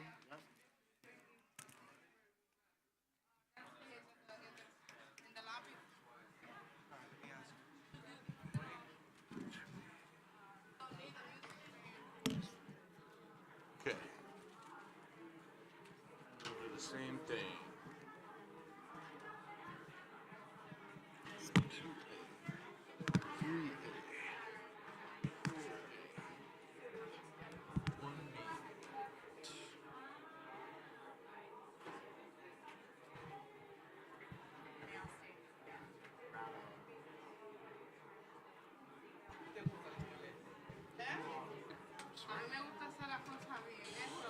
I like that. I ain't gonna say nothing.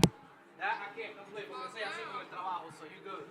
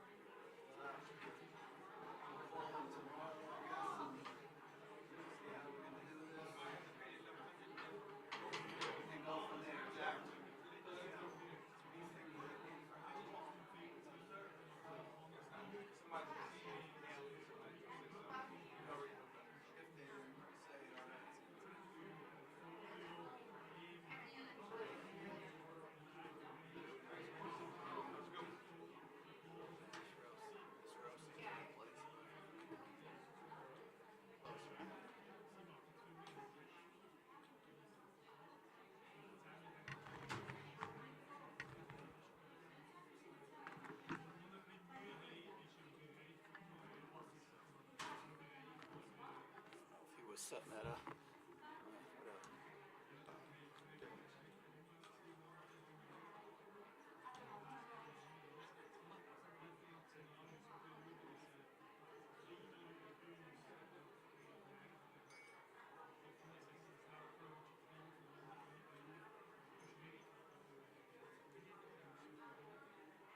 Bring that rack in the room right quick. Yeah, did you write the seats down, the big chairs up front? Come back in the room.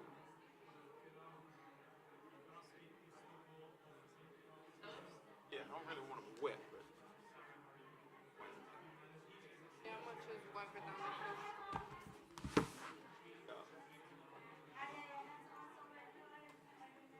Test, test, 1, 2, 3, 4, 5, 6. ¿Da clase a los kindergarten ya, pues? 1, 2, 1, 2. Hey, hey, hey, hey. Check, check. 1, 2, 3, 4. That sounds good. I need, Check, check. I need 2, 4A. 4A needs to come up. There you go. 3A. 3A can come up a bit. Check, check. 1, 2, 3, 4. 3A. 3A is good. 3A sounds good. Thank you. Yep. 4A and 2B. 4A and then 1B. Gotcha. You guys are on point. Love it. Trying to be.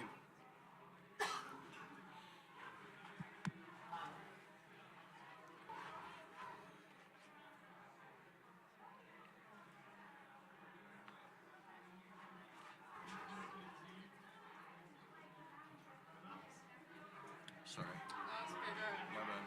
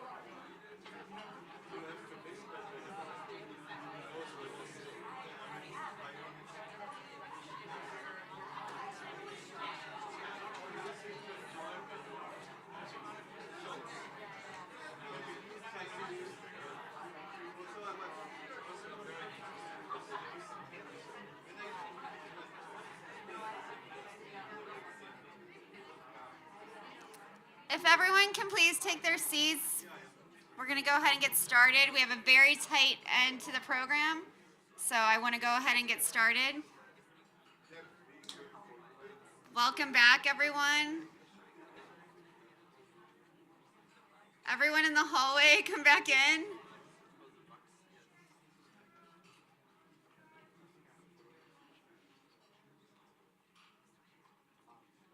All right, welcome back, everyone. Hey, Sarah Shear, nice to see you. Welcome back, everyone. I hope you enjoyed the Action Labs. At this time, I'd like to invite the representatives of the 6 Action Labs up to the stage, and we're just going to do a rapid-fire sort of summary of what happened. So I know there are 6 of you who've been appointed to come and speak to me. Yeah? Where are the 6 people who've been appointed to come in? Great.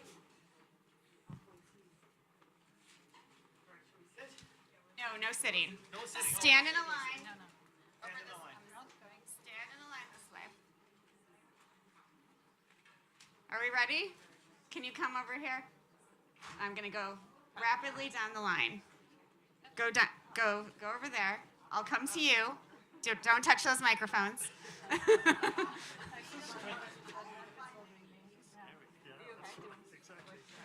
I'm going to call them by the Action Lab names. So, regenerative agriculture and agroecology. Yep, lost everyone. I'm going to hold the mic. You have 2 minutes. 2 minutes, okay. Tell us about the outcomes. Okay, we talked a lot about the different aspects and the necessity to really work towards recognizing the principles of agroecology as one of the bases for working towards regenerative landscapes. That includes working with farmers and landscape stewards and using the tools and initiatives and partnerships to align behind the farmers. That also includes connecting to farmers and indigenous peoples and deliver things, the solutions you want to find in the local languages to farmers, women at the center of that. What we need to do is working at landscape perspective, not on companies. We need to work not towards commodities as well. And we need to define some of the core elements of where we are at the mature curves, where we in the curve about the shallow approach to regenerative agriculture versus the deep one, which Sarah has talked a lot about. And we need to be much better understanding the systemic risks and the feedback and costs and grounded by physical, social sciences related to this big change. So now is the need for demonstrations, now is the time for investments, and it's about really ensuring that we provide the business case for making the change as well. Lots of banks, lots of companies are really interested in going this way. They just don't yet see the long-term investment benefits of doing so. And finally, we wanted to change a call to action to a call to alignment. Thank you. Woohoo! Round of applause, everyone. Thank you, Lasse. Okay, people and food. Brent Loken. Hey, nice to see you. We had a super lively discussion, and it was about diets and also consumption. And we thought that this is one of the most important action labs because it's one of those topics that doesn't get addressed very often. It gets shoved off to the side. So we broke it down into 4 different stakeholder groups, governments and international institutions, and a couple of calls to action. These are high level. Is we need clear governance structures at the local, national, and international levels. And delivering healthy diet should be central to all food system transformation, any sort of policy process. Seneke will build on some of the other ones that we had with like food-based dietary guidelines and other. And when we're looking at consumers, the role of like the consumer is to build that consumer voice and for them to make sure that their voice is heard and to build whatever kind of mechanism or like those bridges that have to be built to be able to really raise that voice. For businesses, data was a big thing. So making sure that we have the right data, especially because we need better reporting on diets. So that's a very big one. And good faith, any sort of policy engagement has to be done in good faith. And for academics, weak on behavioral sciences, that's something that we need to work on, and better quality data around. So we'll work these into some very specific calls to action, and then we'll let you guys engage with these. So great. Round of applause, please. Awesome. So aquatic and blue foods. Hi. So we had a great conversation, thanks to all who participated. And overall, we recognize that blue foods are an important contribution to food and nutrition around the world. And when we think about transforming food systems, we have to think about the blue and the green together. So looking towards COP28 and beyond, we had three main buckets of action. One, increased public and private investment, really highlighting the importance and progress that we can make on social inclusion and the extreme importance of small-scale producers in the sector. Over 500 million livelihoods are a part of the blue food value chain. Also, the importance of the environment and health and nutrition and the way that blue foods contributes to these three pieces. We also need to find the existing opportunities, because there are opportunities in the UNFCCC process and work programs and mechanisms that exist that we can bring this in. This doesn't have to be starting from the ground up. There are opportunities to already engage, and recognizing that the Ocean Dialogues is an example of this, where fisheries and aquaculture and food security were brought together, as well as highlighting biodiversity. So these topics are coming together.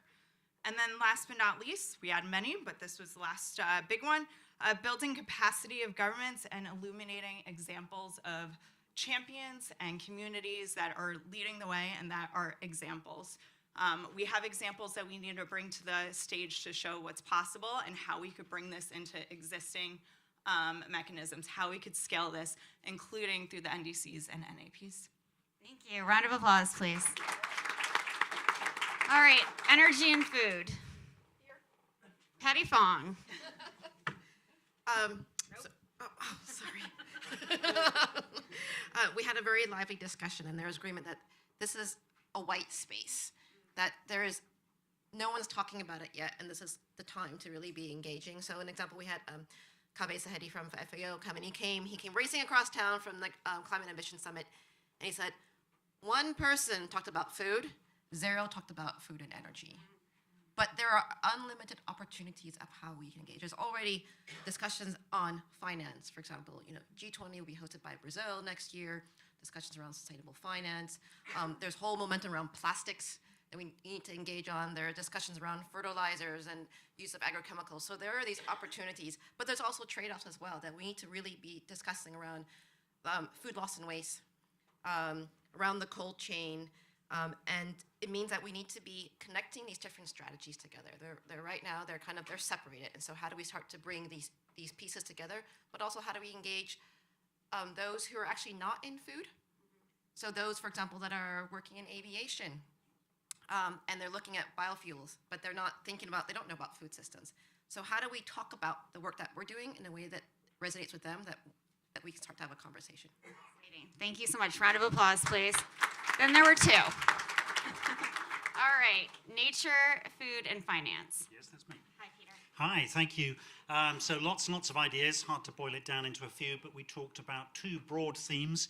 Theme number 1 was how to bring the Rio conventions together, so desertification, biodiversity, and climate. Well, none of them currently talking to each other, different government ministries, all that stuff you know about.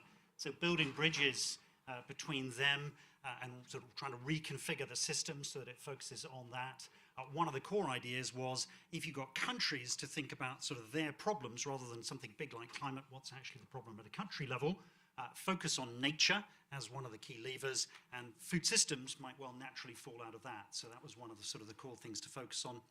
Second thing was financial mechanisms to really drive the implementation of what we need to see. A number of things coming out of that. Subsidies, reconfiguring subsidies, creating good incentives to actually drive businesses and civil society to do the things that are needed. Getting institutions, particularly in the sort of developed countries, to actually take more risk, finding ways to change regulation to encourage or persuade them to do that. And then there was a third point, which I'm struggling to remember, but it was very important, and we'll come back to it now. Thank you, Peter. Round of applause, please. Stina Gay. All right, final one on health and nutrition. Thank you very much. So 2 minutes. We have one call to action, one big one. So we call on governments to include food and nutrition and healthy diets in the national determined contributions. So that's too simple. How to do that? How can we make the life of governments easier? Governments can work on 2 areas, the food environment and also public procurement, which can be a very powerful lever. More on the food environment, and both of them, food environment, public procurement, are meant to really shift demand and supply.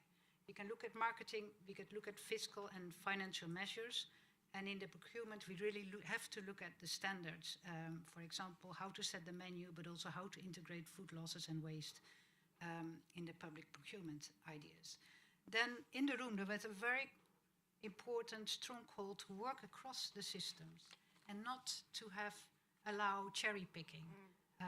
Look at double duty actions, look at comprehensive sets of measurements. Finally, it needs to be people-centered. It needs to be inclusive. We need to protect the vulnerable. And therefore, we also need to look at managing and preventing conflicts of interest. Thank you. Thank you so much. Please, round of applause. Did we find these action labs useful? Did you enjoy them? Were they useful to you all? Show of hands. Okay, that's great. So Brent Logan, I have to kill some time here. We're waiting for a panelist. Tell me about next steps. We'll talk really slow. I can talk about my third point.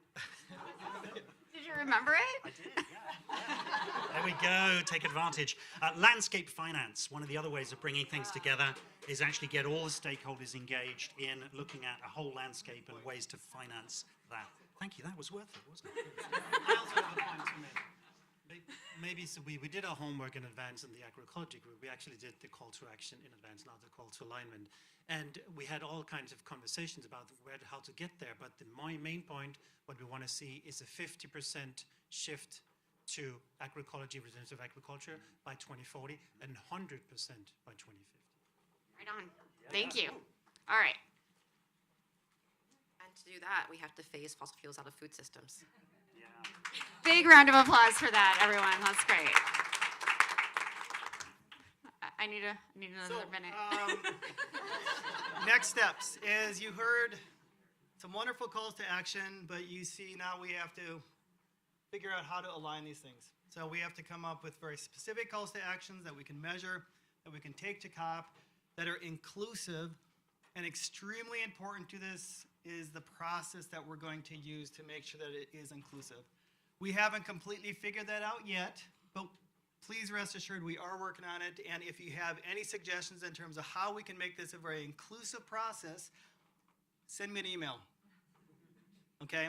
And we will do our best. And if you have any ideas, please, send it to us. And that is our goal and intentions. At the end of the day, we want to raise the ambition on food system transformation, and that's why we're all here. So thank you, everybody, for the Action Labs, and I hope I killed it. You did. It's perfect. It's perfect. Thank you, everyone. Round of applause for all these folks. Thank you. Okay. All right. Now, I have to warn you that this final panel is going to be very exciting. It's a perfect way to end the day, but we do have to be out of this room at 4:40. So just bear with me as I invite our panelists up on stage. And thank you again to the Action Labs for explaining everything so clearly and with such passion and excitement about these next steps that need to be taken in the lead up to COP28. So this is a great way to close out today's programming. I'd like to invite Joao Campari up to the stage, Maximo Torero, and Her Excellency Razan Al Mubarak. They could all join me. That would be wonderful. Round of applause for them, please.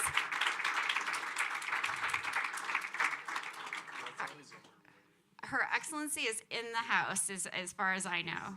So we can just go ahead and get started. So I'm delighted to be sitting here with you both, the two of my favorite men in food systems. So thank you for your work. First of all, Joao, I always like to start with you.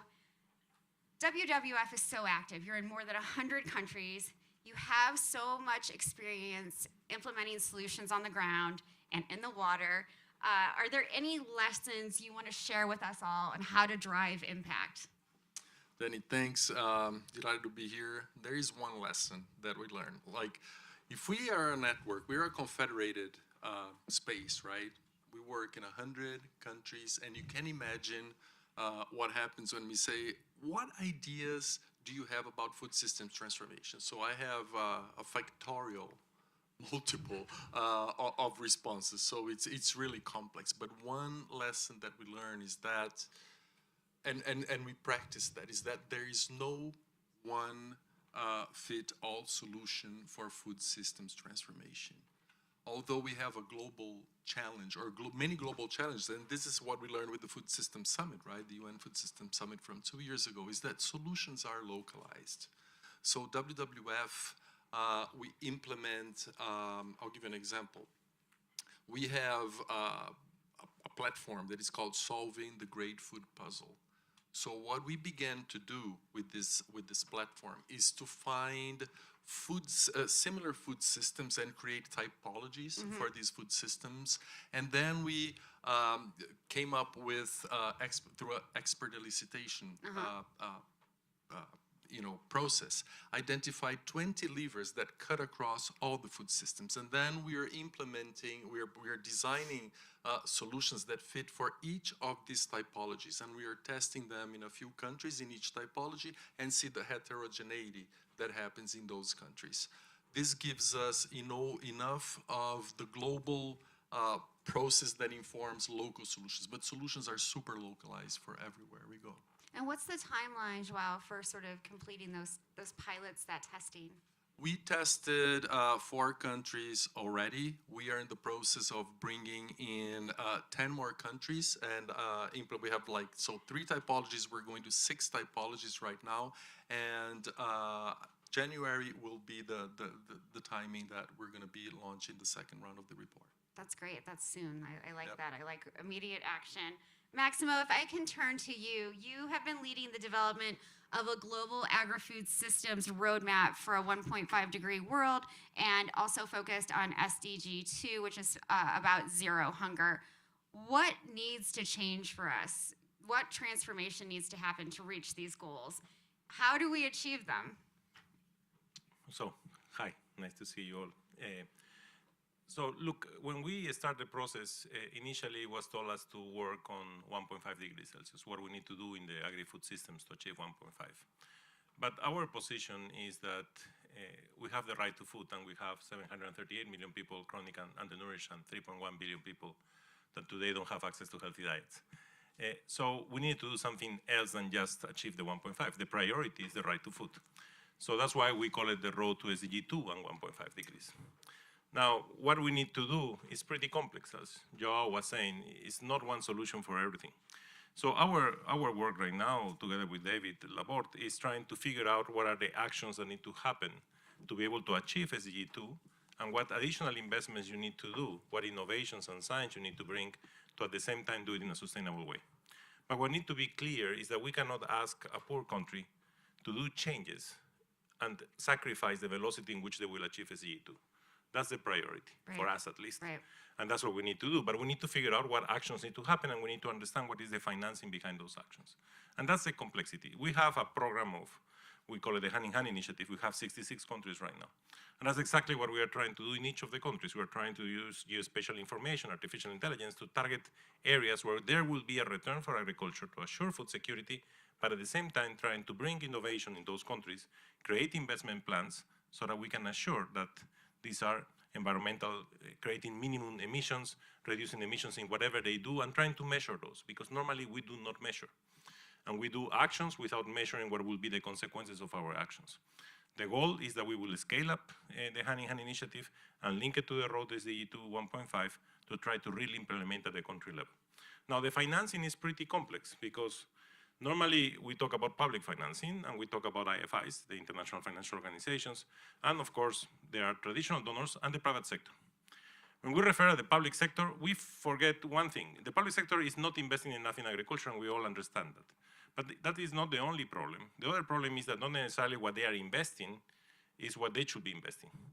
And we find a lot of inconsistencies in the public investment. And the second problem is leakage. Not necessarily the little money that they put is doing what they are supposed to do, and you have a lot of leakage. And then you have the private sector and the IFIs. In the IFIs case, I think there is a huge need to coordinate better and to bring more comprehensive action. And on the private sector, we always talk about de-risking, but nobody knows what is the size of the de-risking.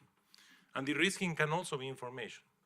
We can reduce asymmetries of information for the private sector to play a role, plus, of course, doing some financial de-risking. So it's a very comprehensive package. It will take several years to do it, but I think with the COP28, the COP29, the G20, the G7, and the COP30, we can have something very concrete and start to move fast as possible with these countries. Maximo, when we're talking about bringing innovation to particular countries, how do you balance that with sort of community-based efforts and sort of place-based solutions? It doesn't preclude one or the other. Basically, there could be a community-based solution over which we can build and bring science to them and try to work with them to find the alternatives so they can get the results they want in the most efficient way. The worst that you can do is a top-bottom approach here.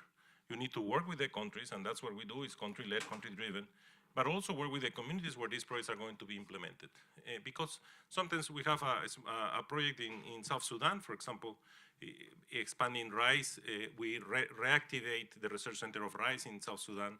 We were able to accelerate in 100 hectares the production of top varieties of rice. Now we can scale that up easily, but working with the local communities and creating jobs, which is essential here.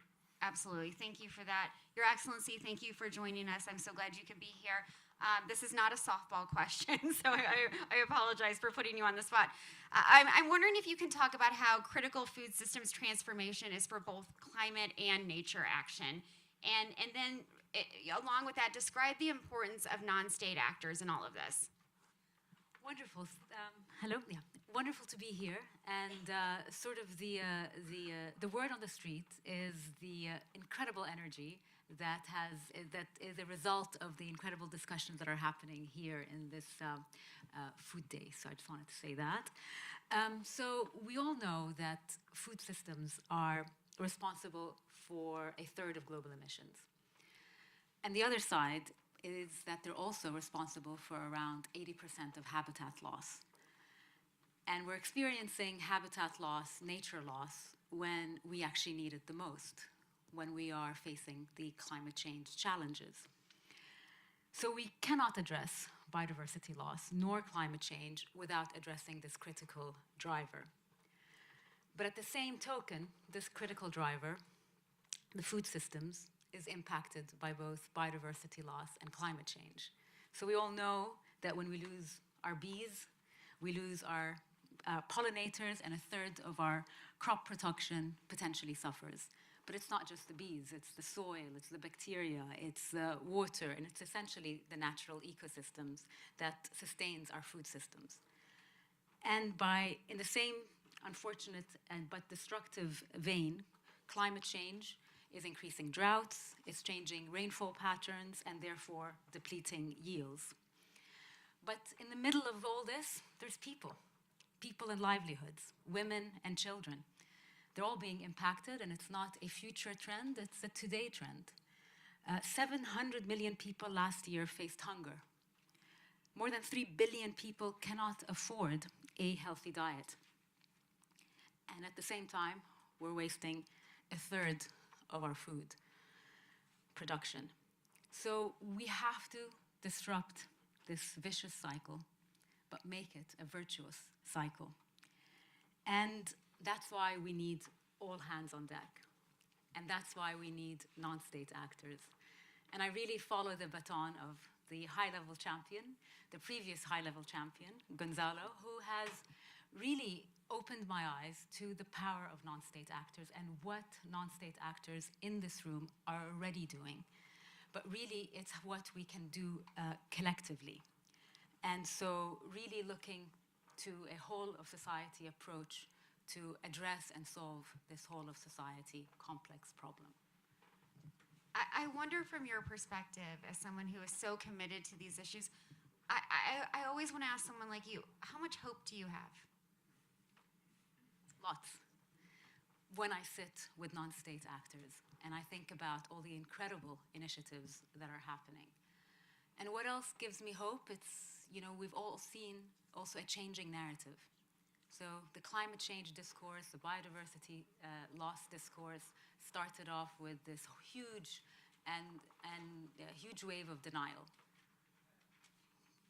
That's past. Mm-hmm. And then it moved on to a wave of blame culture. It's not us, it's them.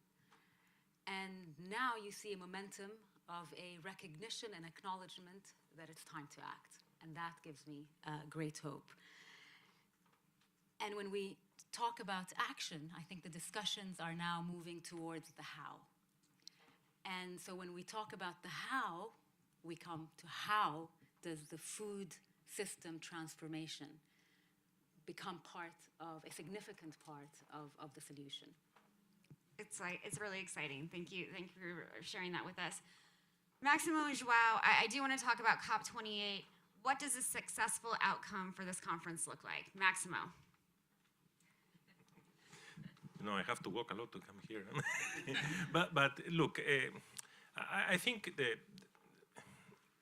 it's more than hope. I think the reality that we have seen in the last 3 years is that the agri-food systems, and we call it agri-food system because it's more just than food, has been resilient, and it's surprising. Even if we remove the shock of COVID-19 and the war in Ukraine, we will have been 119 million more people less chronic undernourished by 2030, which means that the trend will have changed. It didn't change because of two shocks that nobody expected, okay? So I have the expectation that in COP28, if we are able to start raising the stakes and trying to make clear that COP28 is not just about climate, it's also about feeding our people and putting the people at the center, because right to food is not just a short-term thing, it's a sustainable thing over time. So we need to understand that there is an intertemporal location here. And we need to take those two dimensions, and that's where climate becomes extremely relevant and biodiversity, because climate is a sector and the problems with climate change that will affect specifically agriculture and the agri-food systems. So that's the way to think about this. And this requires investments, and this requires people to start thinking carefully how we can collaborate and link between countries to help, because the climate change issue is not a private good issue, it's a public good, it's a problem of the global. So if I only do my actions as a developed country, it won't resolve the problem, because others won't be doing it and will create externalities. So we need to understand the difference between a private good and a public good here. And the only way we're going to resolve the global problem is everybody working together. And of course there are differences, and that's where the cooperation has to happen. And that's where the efficiencies has to happen. And that's where countries need to understand that there will be a significant need of investment for countries which don't have the capacity today, but if we don't support them, you will be affected tomorrow. Thank you. Cooperation, collaboration, Joao. Yeah, to me and to WWF actually, we came into the COP28 process with 2 expectations and 3 jobs that we think COP28 can do. The first expectation was to have a food day at COP28. So we just heard this morning, thumbs up, great, congratulations. I mean, we have the food day, so first expectation is met. Round of applause, please. Yep. The second expectation is that we at WWF, we have been not measuring efforts to move countries so that they can include food systems into their NDCs. We think that this is super important, and by 2025, countries need to submit their revisions of the NDCs, and we are hopeful that we will have a major increase in the number of countries that will have food systems into their NDCs. Not only agriculture, not only aquaculture, but really bringing in food loss and waste and diets as well. And the 3 jobs that we think that COP28 can do. COPs are not delivery mechanisms, but they can deliver pathways for change. And the first pathway is to enable farmers and fishers and food producers everywhere to transition into a nature-positive and climate-neutral agriculture, adopting approaches that will enhance the resilience of communities everywhere, so on production. The second one is to create a pathway or deliver a pathway to change the way that everyone is wasting and losing food. So this needs to be addressed because up to 10% of the emissions are on food loss and food waste. And the third one that is often overseen in COPs and in these global events is the role of shifting diets. We need to align human and planetary health. And when you take the 3 pathways of the food system, production, consumption, and diets demonstrate the highest potential for mitigation. So we need to address that. And these are my expectations and the jobs that I think COP28 can do to be successful. So Thanks, much Daniel. potential and opportunity. So it's very exciting. Razan, I'd love to end with you. As the high-level climate champion for COP28, what are your hopes for COP this year? What do you want to come out of it? So first of all, just to echo what you were saying, Jose, I mean, really, food and food transformation needs to be at the heart of the critical solutions that we need. And it's been prioritized, and it's going to be front and center together with nature, lives, and livelihoods. So that is really critical. You may have heard this morning our minister, my minister, Her Excellency Mariam El-Moheri, who's really has been a sort of global ambassador on the need to transform food systems. And so she has initiated a UAE Leaders Declaration on food system resilience. And I have no doubt, with her leadership, she will have significant numbers of heads of state signing up to this declaration. And the importance of that is, as you've said, it's raising the critical importance of food systems in the climate-nature nexus. And I think that is critical, because it enables the pathways that we need. And that's where I come to the second point. So the Climate Champions team, in that very spirit, is also launching a call to action declaration for non-state actors. And that will be launched with your blessing at COP28. And I seek your blessing because a lot of the initiatives that you've discussed over the past today will be integrated in this declaration or call to action.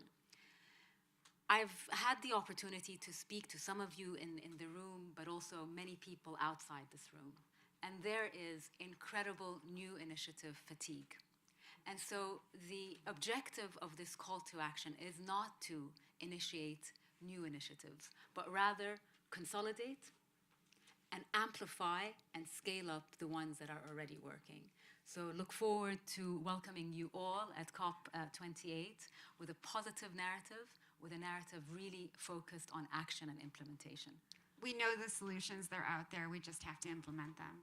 I want to thank Maximo, Razan, and Joao for joining me on stage. Thank you for all of your work. Please give them a warm round of applause.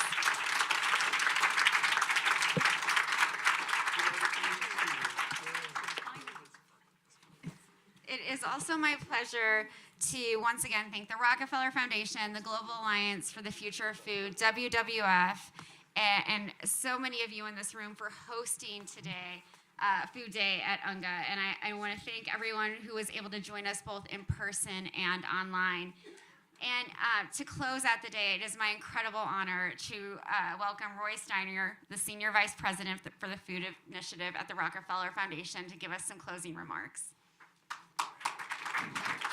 Thank you so much, Danny. It's such a pleasure to see everybody here. And let me reiterate my thanks to the partners who put this on, the World Wildlife Fund and Global Alliance for the Future of Food, all the leaders from all the different dimensions of the food systems that are here, and also the 30 orgs that were part of our action labs, which were really, I think, very exciting and productive.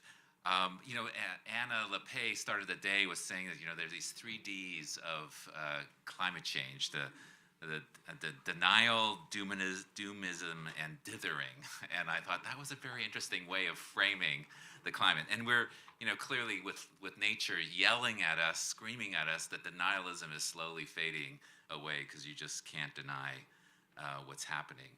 But we are facing doomism and dithering. And I was talking to a friend of mine, one of our colleagues, Paymon, yesterday, and he said, it feels like we're on an island, there's a tsunami coming, and we're arguing about whether we should use a bicycle or a car or an airplane to escape, and then there's a hot dog vendor who just wants to sell as much hot dogs so that he can improve his daily profit.